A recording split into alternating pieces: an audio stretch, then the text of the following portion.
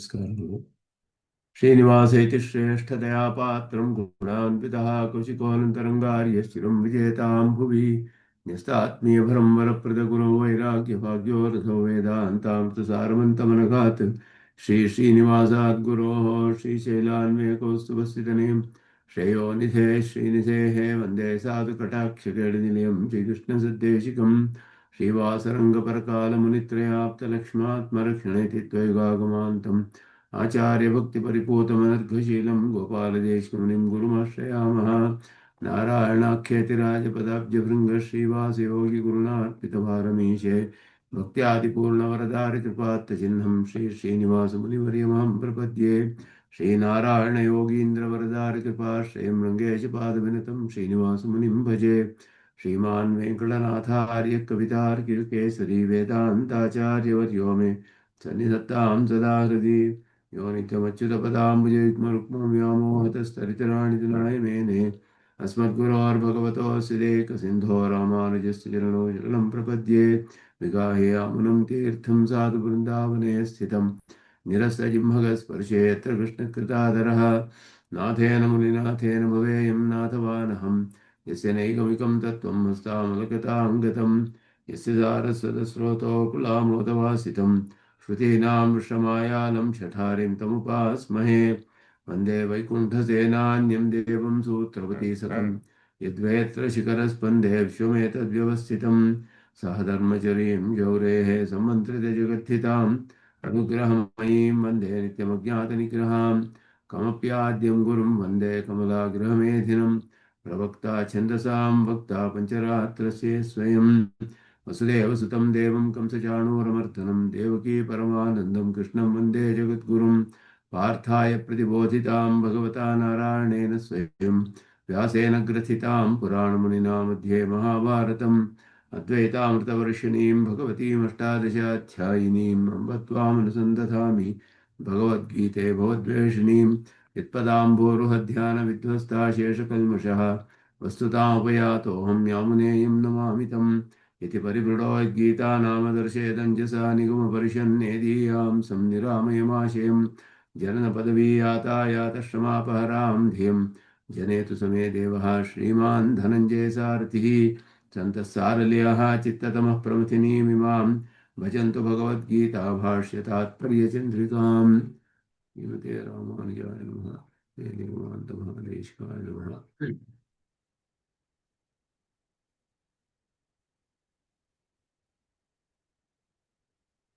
9ನೇ ಅಧ್ಯಾಯದ 14ನೇ ಶ್ಲೋಕದಲ್ಲಿ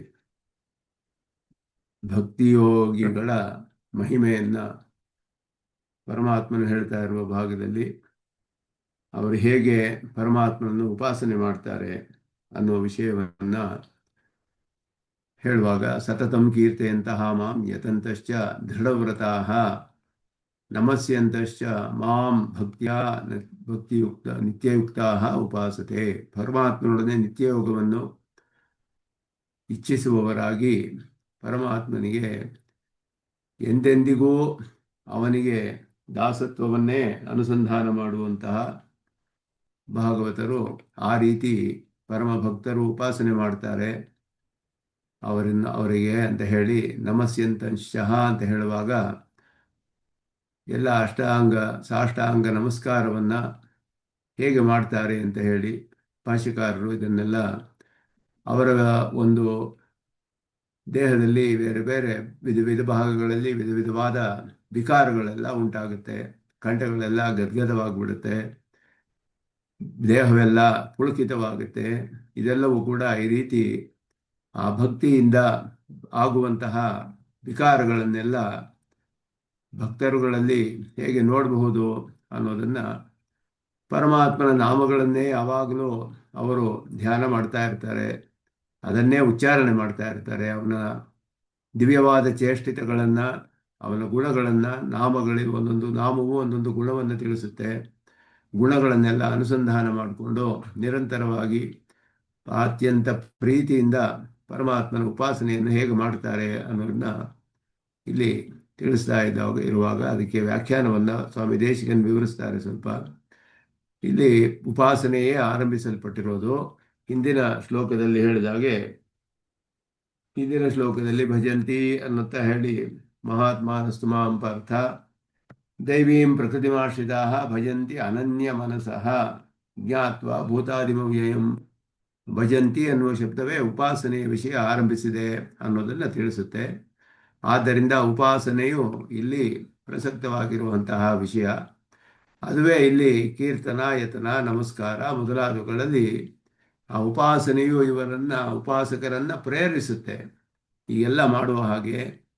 ಅದು ಅತ್ಯಂತ ಪ್ರೀತಿಯಿಂದ ಮಾಡುವುದರಿಂದ ಆ ಪ್ರೀತಿ ಅತ್ಯಧಿಕವಾದಾಗ ಯಾವ ಯಾವ ಅವಸ್ಥೆಯನ್ನು ಹೊಂದುತ್ತಾರೆ ಅವರು ಅನ್ನೋದೆಲ್ಲ ಕೂಡ ಇಲ್ಲಿ ಹೇಳಲ್ಪಡುತ್ತೆ.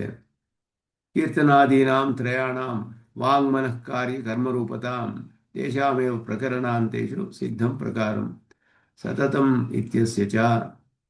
ಕೀರ್ತನೆ ಮೊದಲಾದವುಗಳು ಮೂರು ಇದರಲ್ಲಿ ಹೇಳುವಾಗ ವಾಕು, ಮನಸ್ಸು ಮತ್ತು ಕಾಯ ಮೂರು ಕೂಡ ಇಲ್ಲಿ ಹೇಳಲ್ಪಟ್ಟಿದೆ. ಕಾಯ, ವಾಚ, ಮನಸ್ಸ ಪರಮಾತ್ಮನ ವಿಷಯವನ್ನೇ ಅವರು ಚಿಂತನೆ ಮಾಡ್ತಾರೆ, ಅದನ್ನೇ ಹೇಳ್ತಾ ಇರ್ತಾರೆ, ಆ ಕಾರ್ಯಗಳನ್ನೇ ಮಾಡ್ತಾರೆ. ಪರಮಾತ್ಮನಿಗೆ ಸಂಬಂಧಿಸಿದ ಕರ್ಮಗಳನ್ನೆಲ್ಲ ಮತ್ಕರ್ಮಮಪಿ ಕುರ್ವನ್ ಅಂತ ಹೇಳಿದ್ರು. ಮದರ್ಥಮಪಿ ಕುರ್ವನ್, ಮದರ್ಥಮಪಿ ಕರ್ಮ ಕುರ್ವನ್ ಆಪ್ನೋತಿ ಕಿಲ್ಬಿಷಂ ಅಂತ ಮುಂದೆ ಬರುತ್ತೆ 13ನೇ ಅಧ್ಯಾಯದಲ್ಲಿ. ಪರಮಾತ್ಮನಿಗೆ ಅಂತಾನೆ ಮಾಡುವಂತಹ ಕರ್ಮಗಳು, ಆ ಕೀರ್ತನೆ ಮೊದಲಾದವುಗಳೊಡನೆ ಅರ್ಚನೆ ಮೊದಲಾದದ್ದು, ಅದಕ್ಕೆ ಬೇಕಾದಂತಹ ನಂದನವನ, ಭವನ ಇವುಗಳನ್ನೆಲ್ಲ ನಿರ್ಮಾಣ ಮಾಡುವುದು, ಪೋಷಿಸುವುದು, ಇವುಗಳೆಲ್ಲವೂ ಕೂಡ ಹೇಳಲ್ಪಟ್ಟಿದೆ. ಎಲ್ಲವೂ ಕೂಡ ಅದನ್ನು ಇಲ್ಲಿ ಎಲ್ಲವೂ ಕೂಡ ವಾಕು, ಮನಸ್ಸು, ಕಾರ್ಯ, ಕಾಮ ಮತ್ತು ಕಾಯ ಮೂರು ಕಾಯ, ವಾಚ, ಮನಸ್ಸ ಮಾಡುವಂತಹ ಕರ್ಮಗಳು ಎಲ್ಲ ಪ್ರಕರಣಗಳಲ್ಲಿಯೂ ಅನೇಕ ಪ್ರಕರಣಗಳಲ್ಲಿ ಅದು ಸಿದ್ಧವಾಗಿದೆ. ಅದರ ಪ್ರಕಾರವನ್ನೆಲ್ಲ ಇಲ್ಲಿ ಹೇಳ್ತಾ ಇದ್ದಾರೆ. ಕೀರ್ತನ, ಯತನ, ನಮಸ್ಕಾರ, ನಿತ್ಯಯುಕ್ತತ್ವ, ಉಪಾಸನೇಶು ವಿಶೇಷೇಣ ಅನ್ವಯಮಃ ಇತ್ಯರ್ಥ ಇತಿ ಅಂತ ಹೇಳಿ. ಆದ್ದರಿಂದ ಇದೆಲ್ಲವೂ ಕೂಡ ಎಲ್ಲದರಲ್ಲಿಯೂ ಅನ್ವಯಿಸುತ್ತೆ ಅನ್ನೋದನ್ನು ಹೇಳಿದ್ರು. ಉಪಾಸನೆ ಅತ್ಯರ್ಥ ಮತ್ಪ್ರಿಯತ್ವಂ ಭಕ್ತಿಯ ಇತ್ಯಸ್ಯ ಅರ್ಥ. ಭಕ್ತಿಯ ಇತ್ಯುಕ್ತ ಉಪಾಸತೆ. ಭಕ್ತಿಯಿಂದ ಅಂತ ಹೇಳಿದ್ರೇನೆ ಅತ್ಯಂತ ಪ್ರೀತಿಯಿಂದ, ಪರಮಾತ್ಮನಲ್ಲಿ ಪರಮ ಪ್ರೀತಿಯಿಂದ ಅನ್ನೋದು ಆ ಭಕ್ತಿ ಅನ್ನುವ ಶಬ್ದವೇ, ಭಕ್ತಿ ಅನ್ನೋದಕ್ಕೆ ಲಕ್ಷಣವೇ ಹಾಗೆ ಹೇಳಲ್ಪಟ್ಟಿದೆ. ಅವರು ಮಹಾತ್ಮರ ವಿಷಯಗಳಲ್ಲಿ ಪ್ರೀತಿಯೇ ಮಹನೀಯ ವಿಷಯ ಪ್ರೀತಿ ಭಕ್ತಿರಿತ್ಯಭಿಧೀಯತೆ ಅಂತ ನಾರದ ಭಕ್ತಿ ಸೂತ್ರ. ಮಹನೀಯ ವಿಷಯ ಪ್ರೀತಿ ಭಕ್ತಿರಿತ್ಯಭಿಧೀಯತೆ. ಆದ್ದರಿಂದ ಭಕ್ತಿ ಎಂದರೇನೆ ಅತ್ಯಂತ ಪ್ರೀತಿ ಎನ್ನುವುದೇ ಅರ್ಥ. ಅದಕ್ಕೆ ಆ ಪರಮಾತ್ಮನ ವಿಷಯದಲ್ಲಿ ಆ ರೀತಿ ಪ್ರೀತಿಯನ್ನು ಹೊಂದಿರುವುದೇ ಇಲ್ಲಿ ಭಕ್ತಿಯ ನಿತ್ಯಯುಕ್ತ ಉಪಾಸತೆ. ಅಂದರೆ ಇಲ್ಲಿ ಭಾಷಿಕಾರರು ಒಂದು ವಿಶೇಷವಾದ ಶಬ್ದವನ್ನು ಪ್ರಯೋಗ ಮಾಡ್ತಾರೆ ಇಲ್ಲಿ. ಹೇಗೆ ಅಂತ ಹೇಳಿದಾಗ ಕ್ಷಣಾಣು ಮಾತ್ರೇಪಿ ಆತ್ಮಧಾರಣಂ ಅಲಭಮಾನಾಹ ಅಂತ ಹೇಳಿದ್ರು. ಕ್ಷಣಾಣು ಅಂತ ಹೇಳಿದ್ರು. ಒಂದು ಕ್ಷಣ, ಒಂದು ಅಣು. ಕ್ಷಣಾಣು ಅಂದರೆ ಏನರ್ಥ ಅನ್ನೋದನ್ನು ಸ್ವಾಮಿ ದೇಶಿಕನ್ ವಿವರಿಸ್ತಾರೆ ಸ್ವಲ್ಪ. ಕ್ಷಣೇ ಮಹಾಪೃಥಿವ್ಯಾಧಿವತ್ ಕಲ್ಪಿತೆ ತಸ್ಯ ಚರಮ ಅವಯವತೆಯ ಕಲ್ಪಿತಃ ಅಂಶಃ ಕ್ಷಣಾಣು ಮಾತ್ರೇಪಿ ಅಂತ ಅರ್ಥ. ಕ್ಷಣದಲ್ಲಿ ಕ್ಷಣೇ ಮಹಾಪೃಥಿವ್ಯಾಧಿವತ್ ಕಲ್ಪಿತೆ. ಕ್ಷಣದಲ್ಲಿ ಒಂದು ದೊಡ್ಡ ಪೃಥಿವಿ ಮೊದಲಾದದ್ದೆಲ್ಲ ಮಾಡಿದಾಗ ಅವುಗಳಲ್ಲಿ ಕಡೆಯ ಒಂದು ಅವಯವ ಚರಮಾವಯವ ಅಂತ ಹೇಳಿದ್ರು. ಒಂದು ಕ್ಷಣದಲ್ಲಿ ಒಂದು ಪೃಥಿವಿಯನ್ನೇ ಸೃಷ್ಟಿ ಮಾಡಿಬಿಟ್ಟ ಪರಮಾತ್ಮ.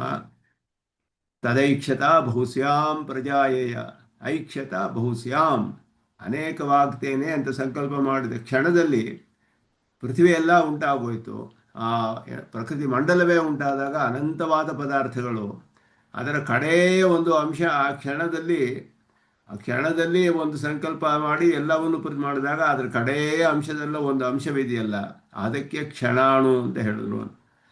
ಅಷ್ಟು ಅಲ್ಪವಾದ ಅಂಶ, ಅಷ್ಟು ಅಲ್ಪ ಕಾಲ ಪರಮಾತ್ಮನನ್ನ ಅವರು ಕೀರ್ತನೆಯೋ ನಮಸ್ಕಾರವೋ ಮಾಡದೆ ಹೋದರೆ ಅವರಿಗೆ ಆತ್ಮಧಾರಣೆಯೇ ಸಾಧ್ಯವಾಗೋದಿಲ್ಲ ಅನ್ನೋದನ್ನು ಇಲ್ಲಿ.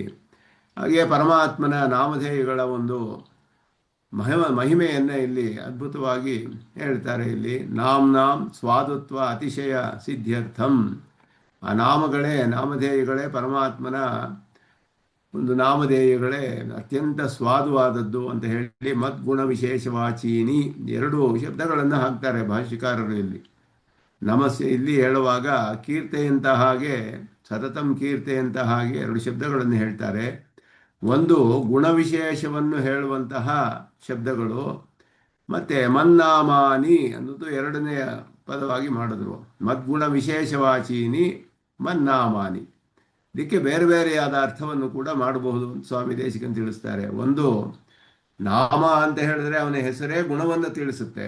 ಒಂದೊಂದು ಹೆಸರಿಗೂ ಒಂದೊಂದು ಗುಣವನ್ನು ಭಗವದ್ಗುಣ ದರ್ಪಣ ಅಂತ ಪರಾಶರ ಭಟ್ಟರು ಅದ್ಭುತವಾಗಿ ನಮಗೆ ವಿಷ್ಣು ಸಹಸ್ರನಾಮ ವ್ಯಾಖ್ಯಾನದಲ್ಲಿ ತೋರಿಸ್ತಾರೆ.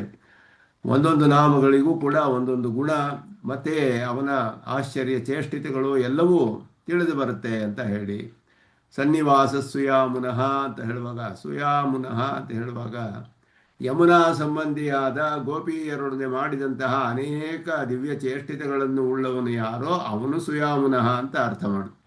ಅದರಲ್ಲಿ ಅವನ ನಾಮಧೇಯವಿರಲಿ, ಅವನ ಕರ್ಮಗಳು ಎಲ್ಲವೂ ಕೂಡ ತಿಳಿದು ಬರುತ್ತೆ. ಭಗವದ್ಗುಣದರ್ಪದಲ್ಲಿ ತೋರಿಸ್ತಾರೆ ಇದನ್ನು.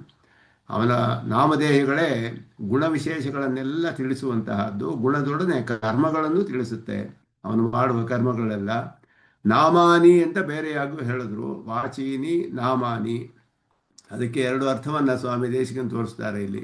ಆ ನಾಮಧೇಯವನ್ನು ಉಚ್ಚಾರಣೆ ಮಾಡಿದಾಗ ಗುಣವಿಶೇಷಗಳೊಡನೆ ಅನುಸಂಧಾನ ಮಾಡಿ ಉಚ್ಚಾರಣೆ ಮಾಡೋದು. ಏನು ಅರ್ಥವೇ ತಿಳಿಯೋದಿಲ್ಲ ನಮಗೆ, ಸಂಸ್ಕೃತ ಶಬ್ದದ ಅರ್ಥ ಗೊತ್ತಿಲ್ಲ, ಬರೀ ಹೆಸರು ಹೇಳಿದ್ರು ಸಾಕು, ಅದುವೇ ಸ್ವಾದುವಾಗಿರುತ್ತೆ ಅಂತ ಇನ್ನೊಂದು ಅರ್ಥವನ್ನು ಹೇಳೋದು. ನಾಮಾನಿ ಅಂತ ಹೇಳುವಾಗ ಬರೀ ನಾಮಧೇಯಗಳಿಗೆ ಸ್ವರೂಪತಃ ಅದಕ್ಕೆ ಸ್ವಾದುತ್ವವೂ ಇದೆ ಅನ್ನೋದನ್ನು ನಾಮಕೀರ್ತನಂ ಚೇಷ್ಟಾದಿ ಕೀರ್ತನಸ್ಯ ಉಪಲಕ್ಷಣಂ, ಇದನ್ನು ಇವರು ಸ್ವಾಮಿ ದೇಶಿಕನು ಸ್ಪಷ್ಟಪಡಿಸ್ತಾರೆ. ಅವನ ಚೇಷ್ಟೆ ಅಂದರೆ ದಿವ್ಯವಾದ ಚೇಷ್ಟಿತಗಳು ಮೊದಲಾದಕ್ಕೆಲ್ಲ ಉಪಲಕ್ಷಣ ನಾಮಕೀರ್ತನ ಅಂತ ಹೇಳಿದ್ರೆ. ಗುಣಾನುಸಂಧಾನ ಅಭಾವೇಪಿ, ಆ ನಾಮಗಳಿಂದ ತಿಳಿದು ಬರುವ ಗುಣದ ಅನುಸಂಧಾನವಿಲ್ಲದೇ ಇದ್ರೂ ಕೂಡ ಸುಮ್ಮನೆ ಹೆಸರು ಹೇಳ್ತಾ ಇರ್ತೀವಿ ನಾವು, ಆದರೆ ಅದರ ಗುಣಗಳು ಯಾವ ಗುಣವನ್ನು ತಿಳಿಸುತ್ತೆ ಆ ಅನುಸಂಧಾನ ಇರೋದಿಲ್ಲ. ನಮಗೆ ಯಾವ ನಾಮಧೇಯಗಳು ಯಾವ ಗುಣ ತಿಳಿಸುತ್ತೆ ಅನ್ನೋದು ವ್ಯಾಖ್ಯಾನಗಳಿಂದೆಲ್ಲ ತಿಳಿದು ಅದನ್ನು ಚೆನ್ನಾಗಿ ತಿಳಿದುಕೊಂಡು ಮಾಡಿದ್ರೆ ಅನುಸಂಧಾನ ಮಾಡ್ಬೋದು. ಹಾಗೆ ಯಾವುದು ತಿಳಿಲಿಲ್ಲ ಅಂತ ಆದರೂ ಕೂಡ ಬರೀ ಹೆಸರು ಆ ನಾಮಧೇಯಗಳಿಗೆ ಕೂಡ ಸ್ವರೂಪತಃ ಅದರ ಸ್ವರೂಪವೇ ಭಗವಂತನ ನಾಮಧೇಯವೇ ಪ್ರೀತಿ ಜನನಾಯ ಪುನಃ ಪುನ್ನಾಮ ಮನ್ನಾಮಾನಿ ಇತಿ ವ್ಯಪದೇಶ. ಮತ್ತೆ ಮನ್ನಾಮಾನಿ ಅಂತ ಮತ್ತೆ ಅದನ್ನು ಹೇಳಿದ್ರು ಭಾಷ್ಯಕಾರರು. ಮದ್ಗುಣ ವಿಶೇಷವಾಚೀನಿ ಸ್ಮೃತ್ವ ಅಂತ ಹೇಳಿದ್ರು ಸಾಕಾಗಿರೋದು. ನನ್ನ ಗುಣವಿಶೇಷಗಳನ್ನು ತಿಳಿಸುವ ನಾಮಧೇಯಗಳನ್ನು ಸ್ಮರಣೆ ಮಾಡಿಕೊಂಡು ಅಷ್ಟಕ್ಕೆ ನಿಲ್ಲಿಸಲಿಲ್ಲ ಭಾಷ್ಯಕಾರರು. ಗುಣವಿಶೇಷಗಳು ನಿಮಗೆ ತಿಳಿದೇ ಇದ್ರೂ ಅರ್ಥದಲ್ಲಿ ಆ ಶಬ್ದದಿಂದ ಯಾವ ಗುಣ ಹೇಳಲ್ಪಡುತ್ತೆ ಅಂತ ನಿಮಗೆ ತಿಳಿದೇ ಇದ್ರೂ ಕೇವಲ ಅವನ ನಾಮವೇ ಸ್ವರೂಪತಃ ಅತ್ಯಂತ ಪ್ರೀತಿಯನ್ನು ಉಂಟು ಮಾಡುವಂತಹದ್ದು. ಆದ್ದರಿಂದ ಅದಕ್ಕೆ ಮನ್ನಾಮಾನಿ ಅಂತ ಮತ್ತೆ ಇನ್ನೊಂದು ಶಬ್ದದಿಂದ ಮತ್ತೆ ಹೇಳಿದ್ದಾರೆ ಅಂತ ಹೇಳಿದ್ರು. ಪುಲಕಾಂಚಿತ ಸರ್ವಾಂಗಾಹ ಮೊದಲಾದ ತತ್ ಪ್ರದೇಶೋಕ್ತ ಶಬ್ದೋಪಾದಾನ, ಆಯಾ ಅವನ ಎಲ್ಲ ಕಂಠದಲ್ಲಿ ಮೊದಲಾದಲ್ಲೆಲ್ಲ ಯಾವ ಯಾವ ರೀತಿಯಾದ ವಿಕಾರಗಳು ಉಂಟಾಗುತ್ತೆ ಅಂತ ಹೇಳಿದಾಗ ಅದಕ್ಕೆಲ್ಲ ವಿಷ್ಣು ಧರ್ಮ ಪುರಾಣದಿಂದ ಒಂದು ಪ್ರಮಾಣವನ್ನು ತೋರಿಸ್ತಾರೆ. ಇದು ಅನೇಕ ಕಡೆ ಪ್ರಸಿದ್ಧವಾಗಿರೋದು. ತನ್ನಾಮ ಸ್ಮರಣೋದ್ಭೂತ ಪುಲಕಃ ಚೇದಿ ಪುಂಗವಃ, ಇದು ಶಿಶುಪಾಲನ ಹೆಸರು ಚೇದಿರಾಜ. ತನ್ನಾಮ ಸ್ಮರಣ ಉದ್ಭೂತ ಪುಲಕಃ, ಅವನ ನಾಮ ಸ್ಮರಣೆಯಿಂದಲೇ ಅವನಿಗೆ ಪುಲಕ ಉಂಟಾಯಿತು ಅಂತ ಹೇಳಿ ಸಂಕೀರ್ತನಂ ಭಗವತೋ ಗುಣಕರ್ಣ ನಾಮ್ ಅನ್ನೋದು ಮಿಕ್ಕ ಭಾಗ. ಅದಕ್ಕೆ ಆ ರೀತಿ ಹರ್ಷಗದ್ಗದ ಕಂಠ ಇತ್ಯನೇನ ಸ್ವರನೇತ್ರಾಂಗ ವಿಕ್ರಿಯ. ಅವನು ಶಿಶುಪಾಲನ ಉದಾಹರಣೆ ಪ್ರಸಿದ್ಧವಾಗಿ ಅವನು ಹೇಳುವಾಗ ಅವನು ಭಗವಂತನನ್ನ ದೂಷಣೆ ಮಾಡ್ತಾ ಇದ್ದ, ಅವನ ಹೆಸರುಗಳನ್ನೆಲ್ಲ ಹೇಳಿಕೊಂಡು, ಆದರೆ ಅವನಿಗೆ ಅದರಿಂದಲೇ ಮೋಕ್ಷ ಸಿಕ್ತು ಅಂತ ಹೇಳಿ ಕಡೆಯಲ್ಲಿ ಅವನಿಗೆ ಅವನ ಸ್ವರೂಪ ಜ್ಞಾನ ಬಂದುಬಿಡುತ್ತೆ. ಹಾಗೆ ಅವರಿಗೆಲ್ಲ ಸ್ವರ ನೇತ್ರ ಅಂಗ ವಿಕ್ರಿಯ, ಸ್ವರಗಳು ನೇತ್ರ ಅಂಗ ಎಲ್ಲವೂ ಕೂಡ ವಿಕಾರ ಹೊಂದಿಬಿಡುತ್ತೆ ಅನ್ನೋದು ಇತ್ಯಾದಿ ಭಕ್ತಿ ಲಕ್ಷಣ ಗ್ರಂಥ ಸ್ಮಾರಣಂ ಎಲ್ಲ ಅನೇಕ ವಿಧವಾಗಿ ಹೇಳಿದೆ. ಆಳ್ವಾರ್ ಪಾಶಗಳಲ್ಲಿ ಅದ್ಭುತವಾಗಿ ಇದನ್ನೆಲ್ಲ ನಾವು ಅನುಭವಿಸ್ಬೋದು. ಆಳ್ವಾರು ನೇರವಾಗಿ ಹೇಗೆಲ್ಲ ಆಗುತ್ತೆ ಅನ್ನೋದನ್ನು ಹೇಳ್ತಾರೆ. ಅದರಿಂದ ಕೃಷಿರ್ಭೂವಾಚಕ ಶಬ್ದೋ ನಶ್ಚ ನಿರ್ವೃತಿವಾಚಕ, ಇದು ಕೃಷ್ಣ ಶಬ್ದಕ್ಕೆ ಇಲ್ಲಿ 3 ನಾಮಧೇಯಗಳನ್ನು ಭಾಷಿಕಾರ ವ್ಯಾಖ್ಯಾನ ಮಾಡುವಾಗ ವಿಶೇಷವಾಗಿ ಹೇಳ್ತಾರೆ. ಇಲ್ಲಿ ಯಾವ ಯಾವ ನಾಮಗಳನ್ನು ಕೀರ್ತನೆ ಮಾಡಿದ್ರು, ನಾರಾಯಣ ಕೃಷ್ಣ ವಾಸುದೇವ ಇತ್ಯೇವ ಮಾದೀನಿ, ಇದನ್ನು ವಿಶೇಷವಾಗಿ ತೆಗಿತಾರೆ 3 ನಾಮಧೇಯಗಳನ್ನು ಭಾಷಿಕಾರರು ವ್ಯಾಖ್ಯಾನದಲ್ಲಿ. ಸತತಂ ಕೀರ್ತೆಯಂತಹ ಅನ್ನುವಾಗ ಮೂರು ನಾಮಧೇಯಗಳನ್ನು ವಿಶೇಷವಾಗಿ ಹೇಳಿದ್ರು. ನಾರಾಯಣ, ಕೃಷ್ಣ, ವಾಸುದೇವ. ನಾರಾಯಣ ವಾಸುದೇವ ಶಬ್ದಗಳು ವ್ಯಾಪಕ ಶಬ್ದಗಳು, ಪ್ರಸಿದ್ಧವಾಗಿದೆ. ವಿಷ್ಣು, ನಾರಾಯಣ ಮತ್ತು ವಾಸುದೇವ ಅನ್ನೋದು ಮೂರು ವ್ಯಾಪಕ ಶಬ್ದಗಳು, ವ್ಯಾಪಕ ಮಂತ್ರದಲ್ಲಿ ಬರುವಂತಹದ್ದು. ಕೃಷ್ಣ ಶಬ್ದವನ್ನು ಮಧ್ಯದಲ್ಲಿ ಹಾಕಿದ್ರು. ಅಲ್ಲಿ ನಾರಾಯಣ, ಕೃಷ್ಣ, ವಾಸುದೇವ ಇಲ್ಲಿ ಅವತಾರಕ್ಕೂ ಕೂಡ ನೇರವಾಗಿ ಸಂಬಂಧಿಸುತ್ತೆ. ಕೃಷ್ಣನನ್ನೇ ಇಲ್ಲಿ ಹೇಳ್ತಾ ಇರೋದ್ರಿಂದ ಆ ಕೃಷ್ಣ ಶಬ್ದಕ್ಕೆ ವ್ಯಾಖ್ಯಾನ ಮಾಡುವಾಗ ಈ ರೀತಿ ವ್ಯಾಖ್ಯಾನ ಮಾಡಲ್ಪಟ್ಟಿದೆ. ಕೃಷಿರ್ ಭೂವಾಚಕ ಶಬ್ದ ನಶ್ಯ ನಿರ್ವೃತಿ ವಾಚಕ. ನಿರ್ವೃತಿ ಅಂದರೆ ಸಂತೋಷ ಅಂತ ಹೇಳಿ, ಒಳ್ಳೆ ಸುಖ, ಸಂತೋಷ, ಆನಂದ. ಭೂವಾಚಕ ಅಂದರೆ ಅಲ್ಲಿ ಭೂದೇವಿಗೆ ಸಂತೋಷ ಉಂಟು ಮಾಡುವುದನು ಅನ್ನೋದು ಒಂದು ಅರ್ಥ. ವರಾಹ ಅವತಾರದಲ್ಲಿ ವರಾಹ ಭಗವಂತನಿಗೆ ಕೃಷ್ಣ ಅಂತಲೇ ಹೆಸರು. ಅಲ್ಲಿ ವ್ಯಾಖ್ಯಾನ ಮಾಡುವಾಗ ಮಹಾನಾರಾಯಣ ಉಪನಿಷತ್ತಿನಲ್ಲಿ ರಂಗರಾಮಾನುಜರು ಹೇಳ್ತಾರೆ, ಅದನ್ನು ಇಲ್ಲಿ ಸ್ವಾಮಿ ದೇಶಿಕನ್ ತೆಗಿತಾರೆ. ಉದ್ಧೃತ ಶಿವರ ಹೇಣ ಕೃಷ್ಣೇನ ಶತಬಾಹುನ ಭೂಮಿರ್ಧೇನುದ್ಧರಣಿ ಲೋಕಧಾರಿಣಿ. ಇದು ಈ ಶ್ಲೋಕ ಬರುತ್ತೆ. ಉದ್ಧೃತಾಸಿ ವರಾಹೇಣ ಕೃಷ್ಣೇನ ಶತಬಾಹುನ ಅಂತ ಹೇಳಿ ಇದು ವರಾಹ ಅವತಾರವನ್ನೇ ಹೇಳೋದು. ವರಾಹನಿಗೆ ಕೃಷ್ಣ ಅಂತ ಯಾಕೆ ಹೇಳಿದ್ರು ಅಂದರೆ, ಕೃಷ್ಣ ಶಬ್ದವು ವರಾಹಾವತಾರದಲ್ಲಿ ಅತ್ಯಂತ ಸೂಕ್ತವಾಗಿ ಅನ್ವಯಿಸುತ್ತೆ ಅರ್ಥದಲ್ಲಿ. ಯಾಕೆ ಅಂದರೆ ಕೃಷಿರ್ ಭೂವಾಚಿಕ ಶಬ್ದ. ಭೂ ಅಂತ ಹೇಳಿದ್ರೆ ಭೂಮಿ ಅಂತ ಹೇಳ್ಬೋದು, ಭೂಲೋಕದಲ್ಲಿರೋರೆಲ್ಲರೂ ಅಂತಲೂ ಅರ್ಥ ಮಾಡ್ಬೋದು. ನಶ್ಚ ನಿರ್ವೃತಿ ವಾಚಕ, ಅದು ಸಂತೋಷ, ಸುಖ, ಆನಂದವನ್ನು ತಿಳಿಸುತ್ತೆ. ಅದರಿಂದಲೇ ಕೃಷ್ಣ ಸಕಲರಿಗೂ ಆನಂದವನ್ನುಂಟು. ಕೃಷ್ಣ ಶಬ್ದವು ಎಲ್ಲ ಅವತಾರದಲ್ಲಿಯೂ ಅನ್ವಯಿಸಬಹುದು ಅಂತ ಹೇಳ್ತಾರೆ, ಅರ್ಥ ಮಾಡ್ಬೋದು. ಕೃಷ್ಣ ಶಬ್ದೋಪಿ ಪುರುಷಾರ್ಥ ಹೇತುತ್ವ ಪ್ರತಿಪಾದನ ಮುಖೇನ. ನಿರ್ವೃತಿ ಅನ್ನೋದು ಪುರುಷಾರ್ಥವನ್ನು ತಿಳಿಸುತ್ತೆ, ಪುರುಷಾರ್ಥಕ್ಕೆ ಕಾರಣವಾಗುತ್ತೆ. ಆದ್ದರಿಂದ ಕೃಷ್ಣ ಶಬ್ದವೇ ಪುರುಷಾರ್ಥವನ್ನು ಉಂಟು ಮಾಡುವಂತಹ ಶಬ್ದ. ಆದ್ದರಿಂದ ಪರವ್ಯೂಹಾದಿ ಸಮಸ್ತ ಅವಸ್ಥಾ ಸಾಧಾರಣ, ಎಲ್ಲ ಅವಸ್ಥೆಗಳಿಗೂ ಸಾಧಾರಣ.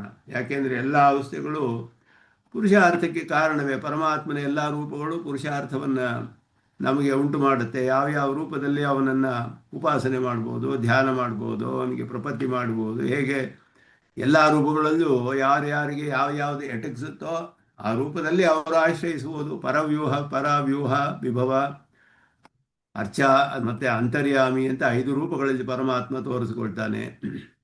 ಕಲಿಯುಗದಲ್ಲಿ ನಮಗೆಲ್ಲ ಅರ್ಚಾವತಾರಿಯೇ ನಮಗೆ ಆಶ್ರಯಕ್ಕೆ ಸಾಧ್ಯವಾಗಿರೋದು. ಆ ಅರ್ಚಾವತಾರಿಯನ್ನೇ ನಾವು ಧ್ಯಾನ ಮಾಡೋಕ್ಕೆ ಸಾಧ್ಯ. ಆದರೆ ಋಷಿಗಳು ಮೊದಲಾದವರೆಲ್ಲ ಪರಾವತಾರವಾಗಲಿ, ವ್ಯೂಹಾವತಾರವಾಗಲಿ, ವಿಭವಾವತಾರ ಇದೆಲ್ಲವೂ ಕೂಡ ಧ್ಯಾನ ಮಾಡಿ, ಯೋಗಿಗಳು ಅಂತರ್ಯಾಮಿ ರೂಪದಲ್ಲಿ ಅದನ್ನು ಧ್ಯಾನ ಮಾಡಿ, ಎಲ್ಲ ರೂಪದಲ್ಲಿಯೂ ಪರಮಾತ್ಮನು ಪುರುಷಾರ್ಥಗಳನ್ನು ಅನುಗ್ರಹಿಸ್ತಾನೆ. ಆದ್ದರಿಂದ ಕೃಷ್ಣ ಶಬ್ದವು ಪುರುಷಾರ್ಥವನ್ನು ಅನುಗ್ರಹಿಸುವವನು ಅನ್ನುವ ಅರ್ಥ ಉಂಟಾದಾಗ ಎಲ್ಲ ರೂಪಗಳಲ್ಲಿಯೂ ಎಲ್ಲ ಅವತಾರಗಳಲ್ಲಿಯೂ ಅನುಭವವನ್ನು ಅನ್ವಯಿಸಬಹುದು. ಆದ್ದರಿಂದ ಪರವ್ಯೂಹಾದಿ ಸಮಸ್ತ ಅವಸ್ಥಾ ಸಾಧಾರಣ, ಎಲ್ಲ ಅವಸ್ಥೆಗಳಲ್ಲಿಯೂ ಕೃಷ್ಣ ಶಬ್ದ ಹೇಳಬಹುದು ಪರಮಾತ್ಮನಿಗೆ ಅನ್ನೋದರಿಂದ ಇಲ್ಲಿ ವ್ಯಾಪಕಯೋಹೋ ಮಧ್ಯೆ ಪಠಿತ. 2 ವ್ಯಾಪಕ ಮಂತ್ರಗಳ ಮಧ್ಯೆ ವ್ಯಾಪಕ ನಾಮಧೇಯಗಳು ನಾರಾಯಣ, ವಾಸುದೇವ ಅಂತ ಹೇಳೋದು. ಸರ್ವತ್ರ ಅಸೌ ಸಮಸ್ತಂಚ ವಸತಿ ಅತ್ರೇತಿ ವೈಯತಃ ಅತಸ್ಸ ವಾಸುದೇವೇತಿ ವಿದ್ವದ್ಭಿ ಪರಿಪಠ್ಯತೆ ಅಂತ ಹೇಳಿದಾಗ ಎಲ್ಲವೂ ಅವನಲ್ಲಿದೆ, ಅವನು ಎಲ್ಲೆಲ್ಲಿಯೂ ಇದ್ದಾನೆ. ಅದುವೇ ವಾಸುದೇವ ಅನ್ನೋದಕ್ಕೆ ಅರ್ಥ. ಸರ್ವತ್ರ ವಸತಿ ಇತಿ ವಾಸು, ವಾಸುಶ್ಚಾಸು ದೇವಶ್ಚ ವಾಸುದೇವ. ಸರ್ವಂಚ ಅತ್ರ ವಸತಿ, ಎಲ್ಲವೂ ಅವನಲ್ಲಿ ಇರುತ್ತೆ, ಎಲ್ಲದರಲ್ಲಿಯೂ ಅವನಿದ್ದಾನೆ. ಹಾಗೆಯೇ ನಾರಾಯಣಾಮಯನಂ ನಾರಾಹ ಅಯನಂ, ನಾರಾಯಣ ಶಬ್ದಕ್ಕೂ ಕೂಡ ವ್ಯಾಪಕತ್ವ. ಇದೆಲ್ಲ ವ್ಯಾಪಕ ಶಬ್ದಗಳು. ಅದೇ ರೀತಿಯಲ್ಲಿಯೇ ಅದೆರಡರ ಮಧ್ಯ ಕೃಷ್ಣ ಶಬ್ದವನ್ನು ಹೇಳುವಾಗ ಎಲ್ಲ ಅವನ ರೂಪಗಳಲ್ಲಿಯೂ ಪಂಚರೂಪಗಳಲ್ಲಿ ಏನು ಹೇಳಲ್ಪಟ್ಟಿದೆಯೋ ಎಲ್ಲದಕ್ಕೂ ಸಾಧಾರಣವಾದದ್ದು. ಯಾಕೆ ಅಂದರೆ ಪುರುಷಾರ್ಥವನ್ನು ಕೂಡ ಅನುಗ್ರಹಿಸುವ ಅರ್ಥ ಕೃಷ್ಣ ಶಬ್ದಕ್ಕೆ ಇದೆ. ಅವತಾರಗಳಲ್ಲಿಯೂ ಕೂಡ ವಿಶೇಷವಾಗಿ ಹೇಳಲ್ಪಟ್ಟಿದೆ. ಅವತಾಂತರೇಶ್ವಪಿ ಕೃಷ್ಣ ಶಬ್ದ. ವರಾಹ ಅವತಾರದಲ್ಲಿ ಕೃಷ್ಣ ಶಬ್ದವು ನೇರವಾಗಿಯೇ ಮಹಾನಾರಾಯಣ ಉಪನಿಷತ್ತಿನಲ್ಲಿ ಹೇಳಲ್ಪಟ್ಟಿದೆ. ಅದರಿಂದ ಕೃಷ್ಣಾವತಾರ ಮಾತ್ರದಲ್ಲಿ ಅಲ್ಲ ಕೃಷ್ಣ ಶಬ್ದ, ಬೇರೆ ಅವತಾರಗಳಲ್ಲಿಯೂ ಹೇಳಬಹುದು. ವರಾಹ ಅವತಾರದಲ್ಲಿ ಹೇಳಕ್ಕೆ ಉಪನಿಷತ್ತಿನ ಪ್ರಮಾಣವೇ ಇದೆ ಅನ್ನೋದನ್ನು ತಿಳಿಸ್ತಾರೆ.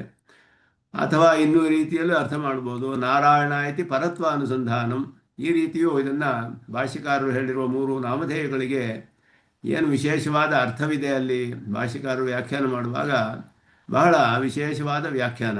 ನಾರಾಯಣ ಕೃಷ್ಣ ವಾಸುದೇವ ಅಂತ ಹೇಳಿದ್ರು, ಮೂರೇ ನಾಮಧೇಯಗಳನ್ನು ಹೇಳಿದ್ರು. ನಾರಾಯಣ ಶಬ್ದವು ಪರತ್ವವನ್ನು ತಿಳಿಸುತ್ತೆ.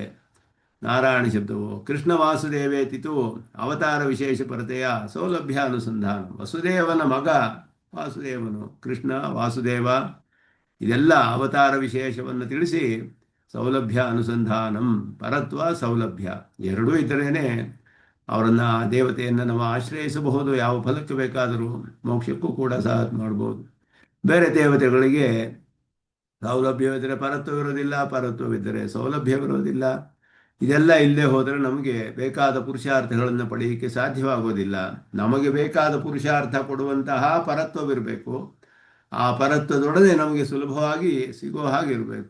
ಎರಡೂ ಕೂಡ ಇಲ್ಲಿ ಕೃಷ್ಣ ವಾಸುದೇವ ಶಬ್ದಗಳಿಂದ ಸೌಲಭ್ಯ, ನಾರಾಯಣ ಶಬ್ದದಿಂದ ಪರತ್ವ, ಇದೆಲ್ಲ ಅನುಸಂಧಾನ ಮಾಡ್ತಾರೆ ಅಂತ ಹೇಳಿ ಯಜ್ಞೇಶ ಅಚ್ಯುತ ಗೋವಿಂದ ಮಾಧವಾನಂತ ಕೇಶವ ಕೃಷ್ಣ ವಿಷ್ಣು ಹೃಷಿಕೇಶ ವಾಸುದೇವ ನಮೋಸ್ತುತೆ ಇತಿ ರಾಜಾ ಭರತಃ ಹರೇರ್ ನಾಮಾನಿ ಕೇವಲಂ. ವಿಷ್ಣು ಪುರಾಣದಲ್ಲಿ ಆದಿಭರತನ ಪ್ರಕರಣದಲ್ಲಿ ಬರುವಂತಹ ಶ್ಲೋಕ. ಆದಿಭರತ ಜಡಭರತ ಅಂತ ಪ್ರಸಿದ್ಧರಾಗಿದ್ದರು. ಆಮೇಲೆ ಅವರು ಚಕ್ರವರ್ತಿಯಾಗಿದ್ದವನು. ಭಾರತ ಎಲ್ಲ ವೈರಾಗ್ಯ ಬಂದು ರಾಜ್ಯವನ್ನೆಲ್ಲ ಬಿಟ್ಟು ಹೋಗಿ ಉಪಾಸನೆ ಮಾಡಿ ಪರಮಾತ್ಮನ ಭಕ್ತನಾಗಿ ಜಡಭರತ ಅನ್ನುವ ಹೆಸರನ್ನು ಪಡೆದುಕೊಂಡ್ರು. ಅವರ ಮಧ್ಯದಲ್ಲಿ ಅವರಿಗೆ ಜಿಂಕೆಯ ಜನ್ಮವೂ ಬಂತು. ಆದರೆ ಅವರು ಉಪಾಸನೆ ಮಾಡುವಾಗ ಹೇಗೆ ಮಾಡ್ತಾ ಇದ್ರು ಅನ್ನೋದನ್ನು ಹೇಳುವಾಗ ಯಜ್ಞೇಶ ಅಚ್ಯುತ ಗೋವಿಂದ, ಯಜ್ಞಗಳಿಂದೆಲ್ಲ ಆರಾಧಿಸಲ್ಪಡುವವನು ಯಜ್ಞೇಶ ಅಚ್ಯುತ ಗೋವಿಂದ ಮಾಧವ ಅನಂತ ಕೇಶವ ಕೃಷ್ಣ ವಿಷ್ಣು ಋಷಿಕೇಶ ವಾಸುದೇವ ನಮೋಸ್ತುತೆ ಇತಿ ರಾಜಾ ಭರತಃ ಹರೇರ್ ನಾಮಾನಿ ಕೇವಲಂ. ಇಲ್ಲಿ ವ್ಯಾಖ್ಯಾನ ಮಾಡುವಾಗ ಎಂಗಳಾಳ್ವಾನ್ ವಿಷ್ಣು ಚಿತ್ತರು ಅಂತ ಹೇಳಿ ಅವರು ವ್ಯಾಖ್ಯಾನ ಮಾಡಿದ್ದಾರೆ ವಿಷ್ಣು ಪುರಾಣಕ್ಕೆ. ಅವರು ಹೇಳ್ತಾರೆ, ಸ್ವಪ್ನದಲ್ಲಿಯೂ ಇದೇ ಹೆಸರುಗಳೇ ಬರ್ತಿತ್ತಂತೆ ಅವರಿಗೆ. ಸ್ವಪ್ನಾವಸ್ಥೆಯಲ್ಲಿಯೂ ಭಗವಂತನ ನಾಮಧೇಯಗಳನ್ನೇ ಹೇಳ್ತಾ ಇರೋರಂತೆ. ಆ ರೀತಿ ಭರತನು ಜಡಭರತ ಅಂತ ಪ್ರಸಿದ್ಧವಾದ. ಆಮೇಲೆ ಇತಿ ರಾಜಾ ಭರತಃ, ರಾಜನು ಭರತ, ಆದಿಭರತ ಚಕ್ರವರ್ತಿಯಾಗಿದ್ದವನು. ಅವನು ಸ್ವಪ್ನಾವಸ್ಥೆಗಳಲ್ಲಿಯೂ ಕೂಡ ನಾಮದೇವತೆಗಳನ್ನೇ, ಪರಮಾತ್ಮನ ನಾಮಗಳನ್ನೇ ಉಚ್ಚಾರಣೆ ಮಾಡ್ತಾ ಇದ್ದನು ಅಂತ ಹೇಳಿ, ಆ ನಾಮಧೇಯಕ್ಕೆ ಎಷ್ಟು ಶಕ್ತಿ ಇದೆ ಅಂತ ಹೇಳಿದ್ರೆ ಅದರ ಪ್ರಭಾವವನ್ನು ತಿಳಿಸುವ ಒಂದು ಶ್ಲೋಕವನ್ನೇ ಹೇಳ್ತಾರೆ.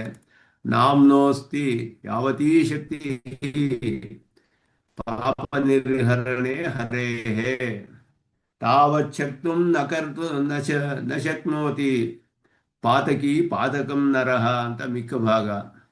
ನಾಮ್ನೋಸ್ತಿ ಯಾವತೀ ಶಕ್ತಿ, ಆ ನಾಮಕ ದೇಹಕ್ಕೆ ಎಷ್ಟು ಶಕ್ತಿ ಇದೆ ಯಾವುದರಲ್ಲಿ ಅಂದರೆ ಪಾಪ ನಿರ್ಹರಣೆ, ಪಾಪಗಳನ್ನೆಲ್ಲ ನಾಶ ಮಾಡಿಸೋದಕ್ಕೆ ಆ ಒಂದು ನಾಮದೇಹಕ್ಕೆ ಎಷ್ಟು ಶಕ್ತಿ ಇದೆಯೋ ಅಷ್ಟು ಪಾಪಗಳನ್ನು ಮಾಡೋಕ್ಕೆ ಯಾರಿಗೂ ಸಾಧ್ಯವಿಲ್ಲವಂತೆ ಅಂತ ಹೇಳ್ತಾರೆ.